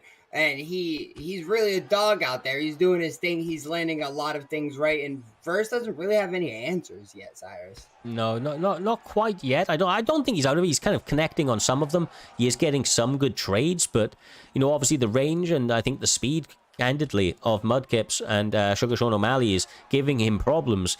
That accompanied by the fact that his shot selection is so on point, variating between the rangy jabs and teeps of Sean O'Malley and some of these hooks and uppercuts between the head and the body. Just a lot of variance. And quite honestly, a little bit of style points in the way that he's approaching it, but there is a brute force nature that Versatile has to him in the striking domain, J-Dime, and I feel like accumulatively that may become a problem because there's only so much that block can handle. Yeah. Oh, I was about to say Muddy has to do what he can to get off that cage because Peter Yan is trying to build up that pressure and take that block off the bone, Swaggy. Yeah, nah, he is trying to take that block. Oh my God! There it is. I said he lives in that fire. Versatile was melded by it, man. He's more than happy to continue to engage in these sorts of exchanges, and the more of a dogfight he can make it, the larger success he believes he will find. When it gets back to the range, that's when it becomes a problem. When Mudkips is able to employ that jab, the straight and the teeps. But he's struggling with it now, Swaggy, with the pressure just continually being turned up. Yeah, Verse is getting that sneaky damage in. That Dr. Bag is just getting redder by the second. It's like a Doc Orange right now. You know, the next color from Doc Orange on the color wheel is red. And it's just going to keep getting redder and redder. Oh! Ooh. That was a bad miss for Mud. Wow. Oh, and he threw the spinning out. And now this is looking bad now. This is looking bad. I got that Versatile pressure is starting to get to. Oh, dang, that kick hurt me. Nice up kick. I ain't seen an up kick land in the longest of times, bro. not like that. Wow. I think that was an incredible round, man. That might be round of the night so far. Both guys getting a lot of good work off. Back and forth action. Still a lot to be played for, but as you saw towards the end, we spoke about it for a long time now, J-Dime, over previous events. Momentum. And let's be real, the momentum was all starting to pile on the side of Versatile. Yeah, especially towards the end of that round. I want to see, because I know Go to MMA is in his corner. I want to see what adjustments Mud makes because he was getting his block torn off, Swaggy. Yeah, nah, he was getting that block beat up bad. And there was that very end point of the fight, you know, he didn't look too good. He almost looked out of it. Oh my God, and he does again. Oh. And one thing I know from fighting this man myself is that when you're hurt, he's not letting you off easily. He is brutal with it. Killer instinct from Versatile once again, trying to pour it on, but the defense of Mudkips holds up at least momentarily. Oh. I commend him for his defense there because Versatile is going off right now. Mm-hmm. He's not looking good for Mud. How was he surprised? I told this man that he is a problem for anybody in the division if he continues to perform like I saw him perform recently. And he is doing that and some here this evening, weathering that early storm against a dangerous opponent and getting the finish in the second round with the ground and pound. Beautiful, beautiful performance from him, J-Dime. Almost flawless. Yeah, I'm not going to lie to you. Versatile beat his ass. He beat the shit out of him. Versatile showed why he's on that level. Absolutely. Yeah, that looked like a professional wrestling match at first because, you know, Verse almost let him get his lick in. So he looked a little good at first, and then Verse was like, all right, that's enough. And he came in and he just ended it real quick. He squashed him from there. Absolutely. we spoke, you know, at the beginning of the card about a couple of fights that were highlighted outside of the co-main and the main event here this evening. That was one of them. This next one was also, and is also, set to be one of them, and that is between one of the GOATs of the community, the GOAT of UFC 4 for certain, a man making a return into UFC 5 and doing very well so far, 6-1 on his record, looking to go up against a 6-2 prospect in NBK Tia. Now, J-Dime, Tia, like I said, seems like one of those guys that you can look at as potential future of the division. He's had some fantastic performances so far. He's had some really, you know, good green flags, I suppose is what we should say, in terms of the way that he's performed, the way he has reacted to certain things in that cage. But we cannot overlook the fact that this is by far the biggest test of his entire run here at Primetime MMA, and going to be by far the toughest guy that he has competed against. Yes, listen to me. I agree 100% with you, right? But I don't think I should be the one to talk about this. I think it should be the guy who called Trixie a gatekeeper. I didn't call Trixie a gatekeeper, all right? I didn't call Trixie a gatekeeper. I said that if Tier wins this fight right here, Trixie's last couple of outings looks gatekeeperish. And I used the word gatekeeper, and I didn't even want to say the word gatekeeper. I said two words, but you looked confused, so I threw gatekeeper out there, and now I'm getting yelled at. Like I'm never wrong, so you know, I'm standing on business. No, I am standing on business. I'm standing on business. If Trixie loses this fight, he's the new Xbox gatekeeper. Like, there we go. That's what I want to hear. That's what I want to hear. But if he wins, he's still Trixie. If he wins, he's still Trixie. It may have taken some encouragement, but he did say it with his chest. We move upwards and onwards, and we will see. We will see if Trixie is everything that we believe he still is, or whether or not Tia can show that there is still new blood coming into this division. They're about to touch them up. We have Rachmanov on the side of Tia, obviously named after a god. He wants to showcase that he is godly in his mixed martial arts prowess. Trixie, so dangerous, especially with that Robbie Lawler pick. J-Dime, the damage is going to be thick. It's going to be fast. He's looking to take souls here this evening. I think Southcott's a great pick for him to utilize them elbows too. But see, I haven't played against a prime Robbie Lawler because I don't play this game anymore. So y'all gonna have to tell me how good he is. You remember the way that he used to like fight in real life, right? During his prime era, he's that good, bro. He's that good. So he must be knocking people's heads off. He's taking people's souls, bro. Like, knockouts don't quite cut what Robbie Lawler does to a human person. Like, he punches through people. He looks to separate consciousness and body, mind and soul. And that's what Trixie's going to try to do here this evening. But let's be real, Tia, also known as El Kukui, is out here doing pretty well, man. Stamina advantage with Rachmanov earlier is nothing to be overlooked at, and he's actually trading on some good damage with pull counters to the body, coming thick and fast. Is this meant to be 5 rounds? Yes, it is. No. No, it's not. No, it's not, sorry. I thought this was the co-main. No, it's not. Is this set as 5 round? It looks like it is. They've got 3. Good eyes there, Coxie. Eagle eyes, I would say. But these guys don't go to decisions anyway. They will be getting finishes. I can almost guarantee that. Don't say that before it turns into a snooze fest. Don't do that. Don't jinx people.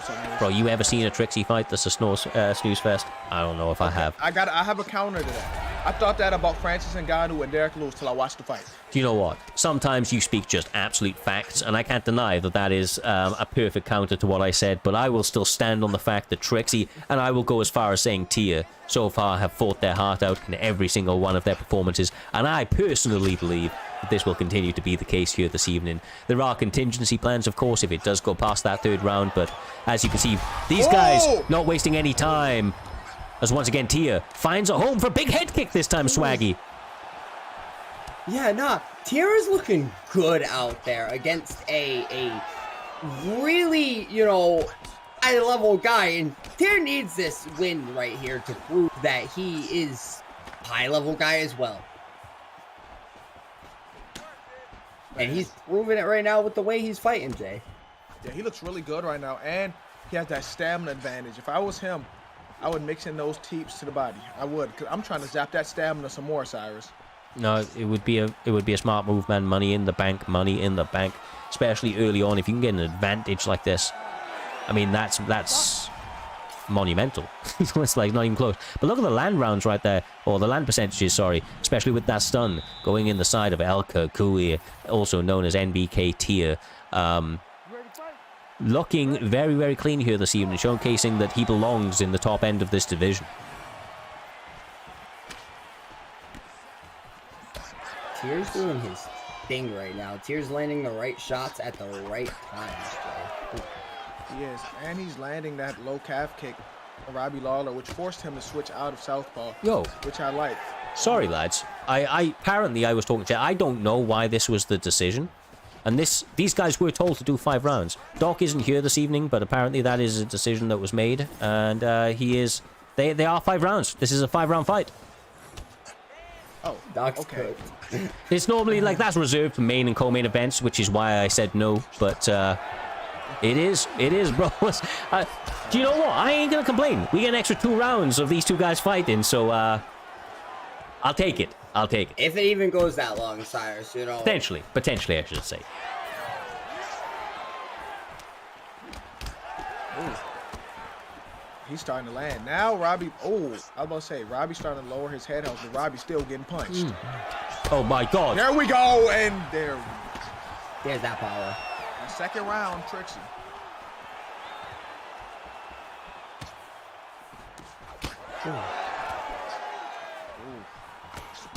Nice. Trixie, Man, don't mean nothing. he's trying to put it all together now. He's got to bleed through for that damage, and when Robbie Lawler gets you this hurt, that's when all of the chips are pushed into the center. He will burn that gas tank, looking for that finish, because he knows Robbie's hands, they're made of stone out here, Swaggy. It's not going to take too many to take Rachmanov out of this, even as durable as he is.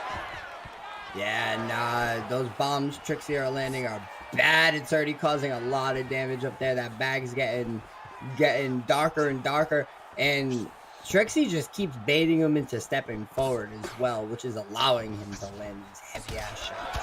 Ooh. He's landing them in bunches too. Like he's following these nice like 3-punch combos with heavy shots. Trixie's dialed in right now. J-Dime, he was using really good head movement right there, and I feel like that takedown was vital. The timing, the patience, the head movement of Trixie all coming to fruition, kind of Lomachenko-ish like in that second round, but taking him down towards the end of the round gives him another thing to think about, and especially after the damage he landed. Never mind. I was going to say, it was a good move either way, I think. Man, but you know what they always say, Trixie in the second round is a mythical character, and he always proves that in the second round he just turns up, Swaggy. Yeah, nah, he's really letting the dog out now. He's hurting Tier really bad. He's definitely secured this round. Well, second round in the bag. That's 1 for Rachmanov. That's 1 for Tier. 1 for Trixie. Of course, the most recent one for Trixie. You can see there's a laceration over the left eye of Rachmanov. And a couple of highlights being shown there of some of the beautiful work that Robbie Lawler was able to put on display. We move into the third round. There is another potential 2 rounds after this scheduled. 2. Everybody's obviously viewing pleasure. There's a pause. That means there's going to be a stun. Nope. Almost always comes back with a stun. There it is. This might be it. It could be. Oh, wow. He survived. Wow. He survived on that.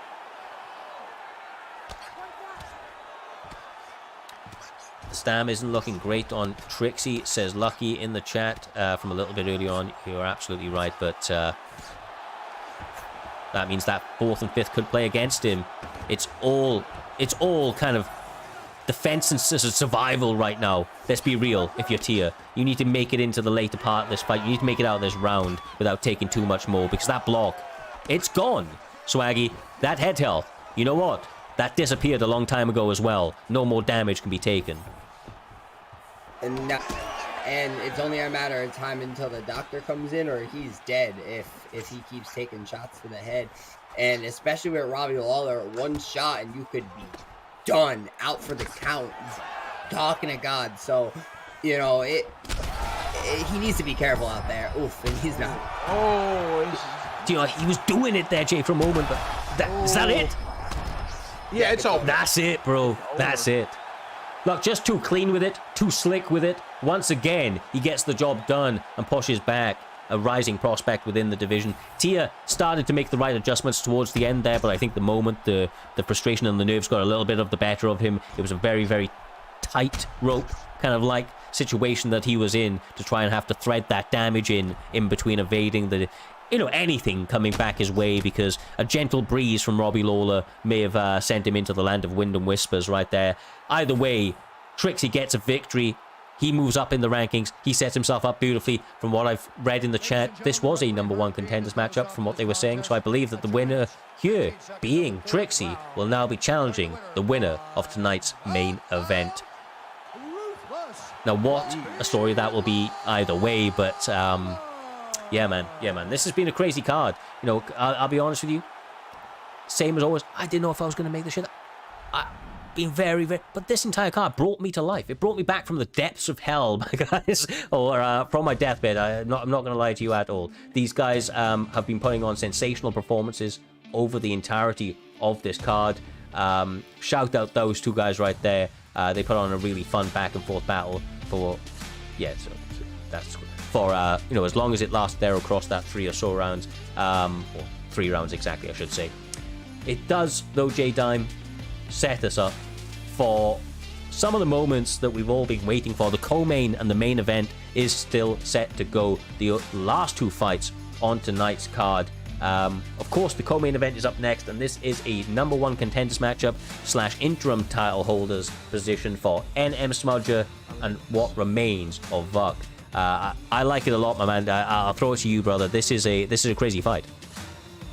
Yeah, it is, and I want to see what Vuck we get, because Vuck striking has improved, but I don't think he can outstrike Smudger. I feel like he would have to try to pressure, try to pressure and mix in that wrestling like he's used to doing.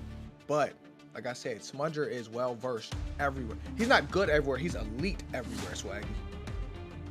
Yeah, no, they both are though. Like they're both very, very good, and Vuck does have good striking. You're just hating. You're a hater. I'm not hating. Wait, hold on. You know, Vuck did get head kicked in their last outing, but you're hating right now. Like Vuck got good striking. Vuck has KO'd people before. Yeah, you're right. I understand what you're saying, but you're not about to put words in my mouth here. I said at the beginning of the show, his striking has started to catch up. Did I not say that? This is in 4K. What'd you just say?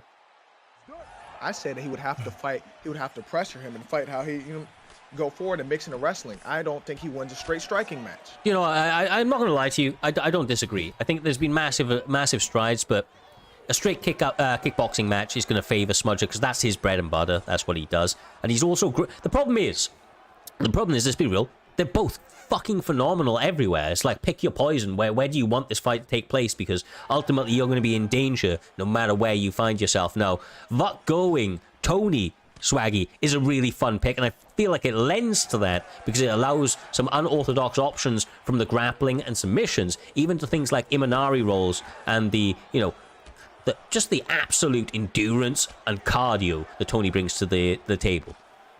Striking too. Tony's got like all of the fun stuff, like all the fun strikes, all the spinnies, and yeah, he's got the rolls and he's got the fun grappling stuff too. And Tony's a dog, the prime Tony. He's a very good pick to have. Yeah, you're right with Tony Ferguson, but my statement, I said it wasn't wrong. I said he'd have to pressure mix and wrestling. He has tripped him up now. He is fighting exactly how I thought he was, Cyrus. I'm not wrong.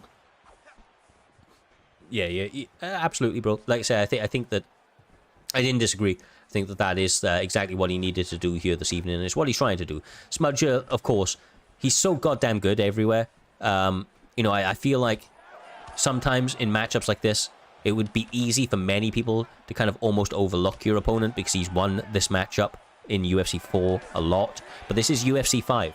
And, you know, he's not the champion right now. He understands that, you know, it requires perfection to get that belt at this stage. Not everything else is going to fall short. So he needs to really dial in, as he appears to be doing or attempting to do here, Swaggy. Absolutely shut out that takedown and continues to work his game on the striking, which he is getting the slight better of, at least at this moment, Swag.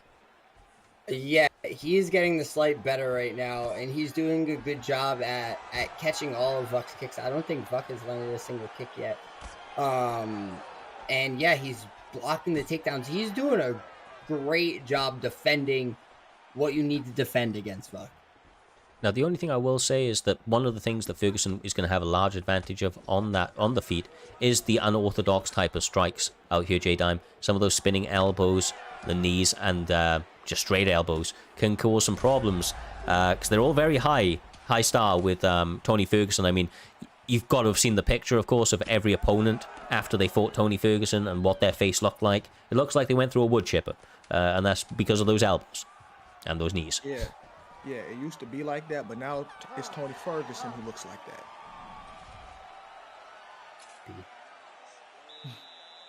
That was a great round. That's a great round right there. Yeah. That's a close round.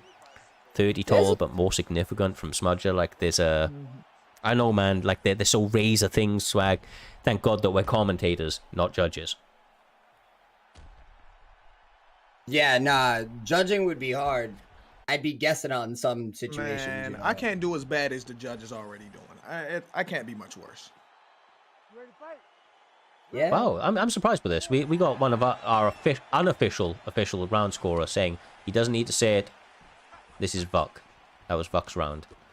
Versatile said Vuck as well. I mean, I didn't think it was that clear, but It's a close round. it was a close round. Yeah. Versatile is his teammate, and he's also Toby's favorite fighter. Yep. Yeah. Like, we're gonna put context in there. Fair enough. This is the reason that he's unofficial. Yeah. There's an obvious bias. Yeah, he's all biased. But it's a close round, though. That could have went either way. But I know from those two, it's biased. Lucky Smith coming through with the official PT scorer. The fans are winning. We do not disagree, my man. That is the only score that makes sense right now. These guys continuing to pressure and jockey for position. A couple of takedown feints. Look at that left hand finding its mark money. But Smudger's doing a lot, man. He's throwing. He's trying to, like, bait out some head movement and the like. And Vuck just kind of isn't biting to all of that. He's not playing that game. He's not doing feints. He's not trying to, like... He's just looking to do the Tony thing. And that's throw sand in your eyes. Land some elbows. You know what I mean? Tony's an interesting character. He's one of a kind. He most certainly is. Most certainly is. I love him. He's like one of my favorites. I like watching him fight too, especially like recently. I love watching him fight. Now is the time I'd wish he'd retire, but yeah. I mean, Yeah, he needs to know when to stop because, like, fighters don't know when, Cyrus. Like, it's been time a few losses ago. Like, he's obviously not the same. Like, he's just ruining his record and people won't. Like, in the future, some people aren't going to know how good he really was. 100%. Because this is clouding everything. Kind of like BJ Penn when he fought way too long. honestly, I'm old enough to have seen it in some of my favorite fighters over the years now, and you know, Tony is another one of those guys. Unfortunately, maybe he gets one more and goes out on a win. Who knows? But maybe this will be his win here this evening, depending on how the rest of this bout goes. Nice kick to the body from Vuck. He's putting money in the bank out here, Swaggy, being intelligent with his offense. Although he's not getting the better of every exchange, he is definitely doing some tactical damage, which can pay dividends across the course of a bout. Yeah, man, and the damage is adding up for the both of them. You know, they both have those icons under their names. The damage is adding up. They both have, I believe, blood coming from cuts on their face. And that, oh! The canvas is covered as well. Ooh. Absolutely. Smudger getting a nice clip right there. Oh, there it is, the knee. He's done that quite a bit. He's engaged on that singular knee a few times, really nicely timed, and it's another one of the reasons that he's, even after a rock, still ahead in the stem.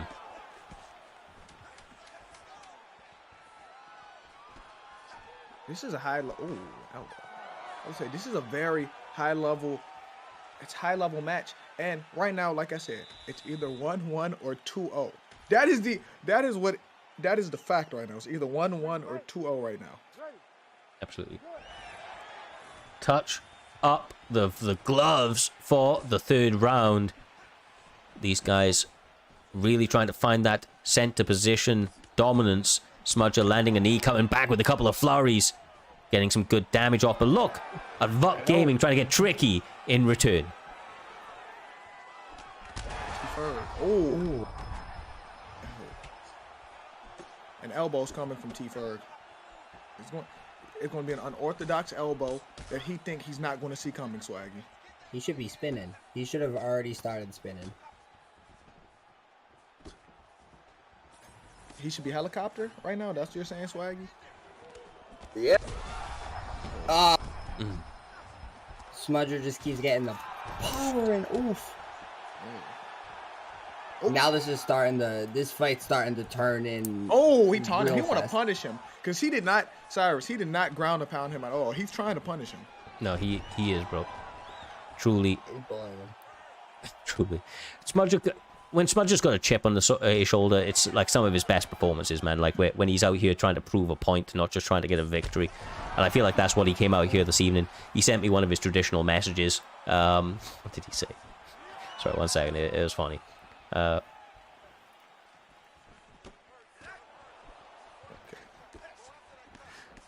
went for it. Oh! Oh! Hold on. Oh my god. Oh! Oh! Oh my god. Oh! Survived. That's crazy. It's not over. It's not over. It's not over. Oh, it's over! That's a hell of a comeback. That's a hell of a comeback. Listen, that was a great comeback. No, like that's a great comeback. Fucking lost for words, bro. I'm That's lost for words. such a great Shit. comeback. Oh, Wow. Wow. Holy shit. Wow. That's fucking crazy, bro. That's actually got me a little bit speechless. Vuk was doing really good at the beginning. I'm not gonna sell it short. He was doing so good at the beginning. Smudger does what he does, makes adjustments, makes adaptations, start to stack on the damage. Was ahead, man. It looked like the writing was on the wall. Honestly, I feel like I blinked. Yeah, I've actually got it as a replay. I'm gonna watch this back to myself a little bit later on, but like, I feel like I blinked and I almost missed it. Like I saw the knockdown, I saw the overhand sitting him down on the ground and pound, but like it felt like a flash of, just a flash moment, blink of an eye, and that entire fight was done, man. It was done on the opposite end. It was done on the opposite end. Now, what was that head kick that started it all? Vuk landed a head kick. He got the rock in. He landed the uppercut. He sat him down. He got him mount, and Smudger looked like he was gonna survive that first. But with Vuk, if he's on top of you, he finishing on top of you. And that's exactly what he did, Jay. he worded that a little differently. He Vucked him up. He did fuck him up. That's what you should have said. You talking about he finished on top of him, like yeah. Yeah, he finished on top of him with a massive elbow on the face. All right, let's What do get. you All right, want that's from a me? great win. That's a great win. A phenomenal win, bro. Phenomenal win. Look, once again, been an emotional ride here this evening. These guys very, very much delivering. That fight right there was fight of the night for me. We obviously have one more left to go between two guys that we expect to be putting on a similar likewise performance. One of those fight of the night type deals, and that is of course between the ones and onlys. Current reigning undisputed Xbox champion, your Xbox GOAT, FSK Fadanator, Faddy the motherfucking baddie, stepping into the cage defending his belt with Alex Poatan Pereira as he goes up against Israel Adesanya, the fabled rematch, if you will, third time round BFAP Mixups. This actually couldn't be a better pick storyline wise, J-Dime, for either one of these guys. Fadanator is the one that has knocked out Mixups each and every time. In the first matchup, just like Izzy and Alex, he was winning that matchup until he got knocked out. Second matchup, obviously did not go his way, got flatlined. And the third time now, he's back around after building one hell of a little record and a bounce back to get back into this division. He's been hungry the entire time, and he's looking to try and get that gold that's been so elusive up until this point. The thing is, Mixups, he kind of has a cheat sheet. He's fought him twice already this season, so he knows what to expect. The problem is, Fadanator has also fought him twice, and Fadanator won both times. That's the problem here. So I want to know, has Mixups found a hole in his game? Is there something that Mixups has found? Because he's fought the most rounds against Fadanator this season, Cyrus. Absolutely, absolutely. And mix-ups, you know, it's in his name. He mixes it up. He makes adjustments. It's one of the things that always he did well, and he's just been able to refine those tools over his entire run. Once again, he was winning that first fight until he wasn't. And that second fight, I'm imagining, is going to have lit a bit of a fire up under his ass, Swaggy, and remotivated him to try and make those final adjustments to finally get the victory over an old rival. Yes, and in that first fight, I do want to point out that Mixups was Piera and Fad was Izzy. And Fad got beat down a lot, and then Fad ended up making the comeback win, made the adjustments, and in the second fight, Fad walked him down and won very quickly.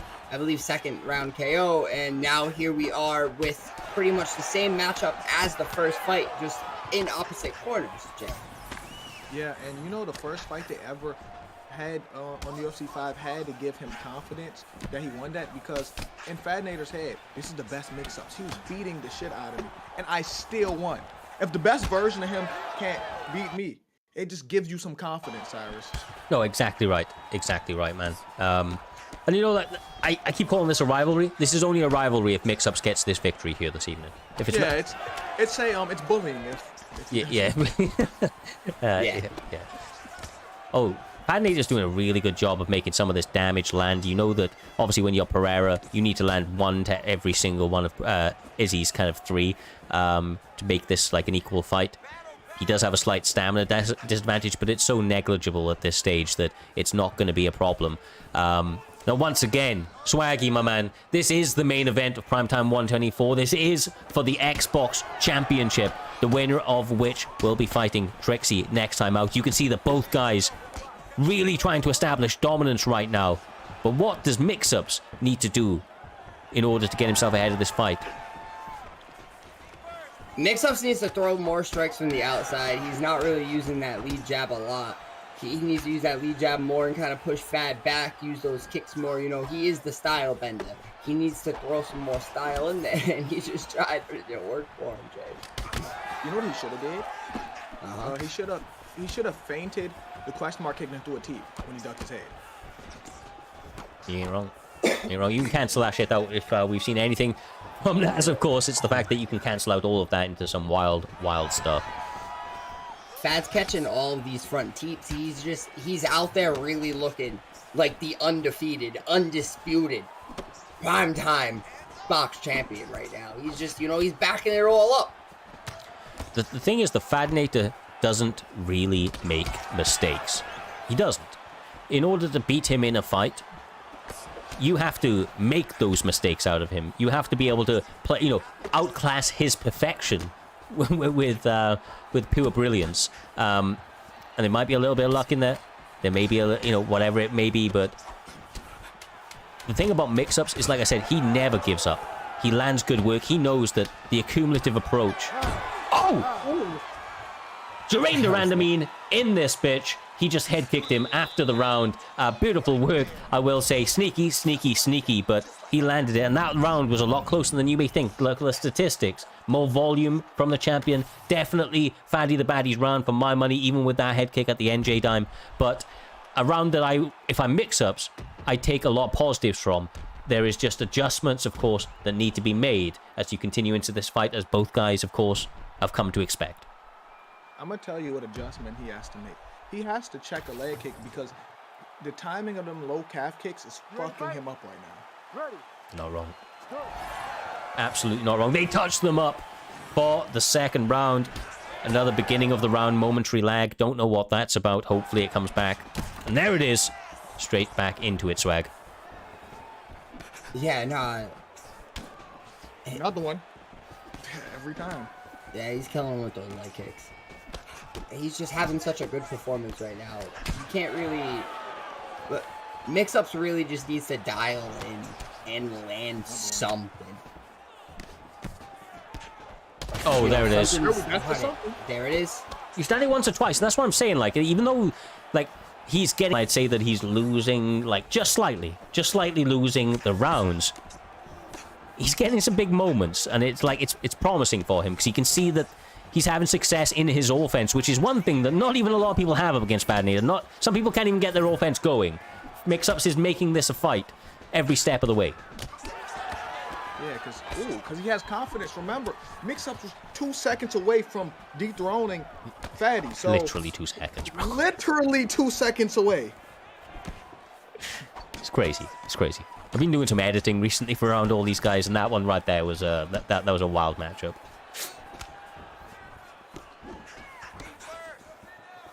This one's starting to turn out like a little wild matchup too. We're getting a little bit of a back and forth in this second round. Absolutely. Mixups making his claim, making his stake here this evening.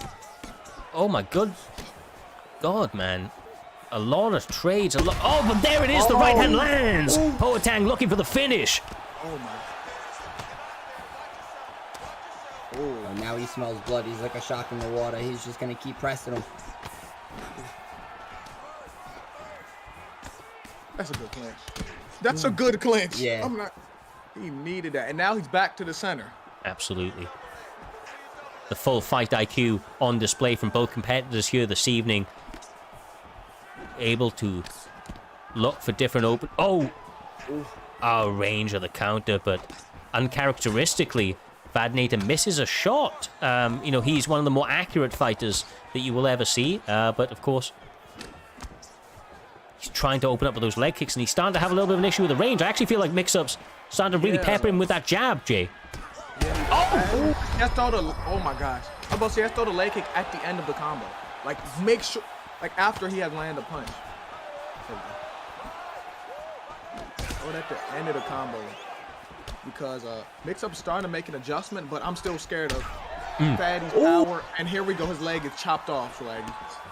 Yeah, nah, that leg's starting to break. Oh my God! His face about to break too. Oh, everything breaking on Izzy right now. It's not looking so good, Cyrus. Oh my God! Oh, he just got out the way of that. Oh my God! Out the way of that. He was just about lucky enough to evade it, but Mixups was lucky enough the round was over, because Fadanator could have sent him into a different world if he had countered that. Fuck, man. Now that round was a Fadanator round right there, one that was very competitive until Fadanator got the first rock, and you know the way it is out here, Swaggy, and that's that Fadanator, like a shark in the ocean, when there's blood in the water, this man's in kill mode. Yeah, once Fad gets in that mode, you want to back the fuck up. You do not want to be in front of him. You do not want to be in the pocket. Other than that, though, this fight is a war right now. Like, Mixups has the heart. Mixups is trying to land. He's standing with him, and he's not landing. But oh my God! I'm trying to give him a haircut with that overhand. Oh! Whoa, he got out of there. He could have put him out.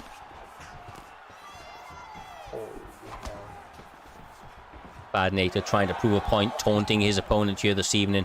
Will that come back to bite him in the ass? We will have to tell. He is only 1 or 2 punches away from a big finish right now, though, and he knows it.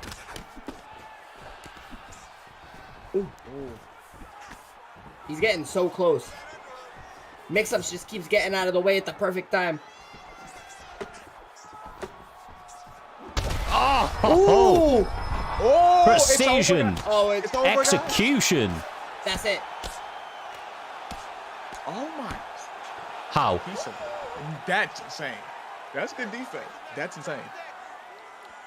Fadanator is showing that his performances in Primetime MMA has been nothing short of perfection personified, as once again he is putting on a beating here this evening. We did see it in the last one, though. Upsets can happen. Comebacks can happen. And Mixups find a way into this. Oh! I'm gonna go. Hold on. Oh. don't got no stamina. Oh my, this is a terrible 2 minutes left on the clock. 2 minutes. Oh, that's... He almost fumbled the bag there. Mix-Ups had him with no stamina and stat guard. He made it work as well, man. He landed some good damage. Yeah. Oh. This may be his time. Work. See, this is the problem using Piero going into the deep waters like this. That gas tank's not the best.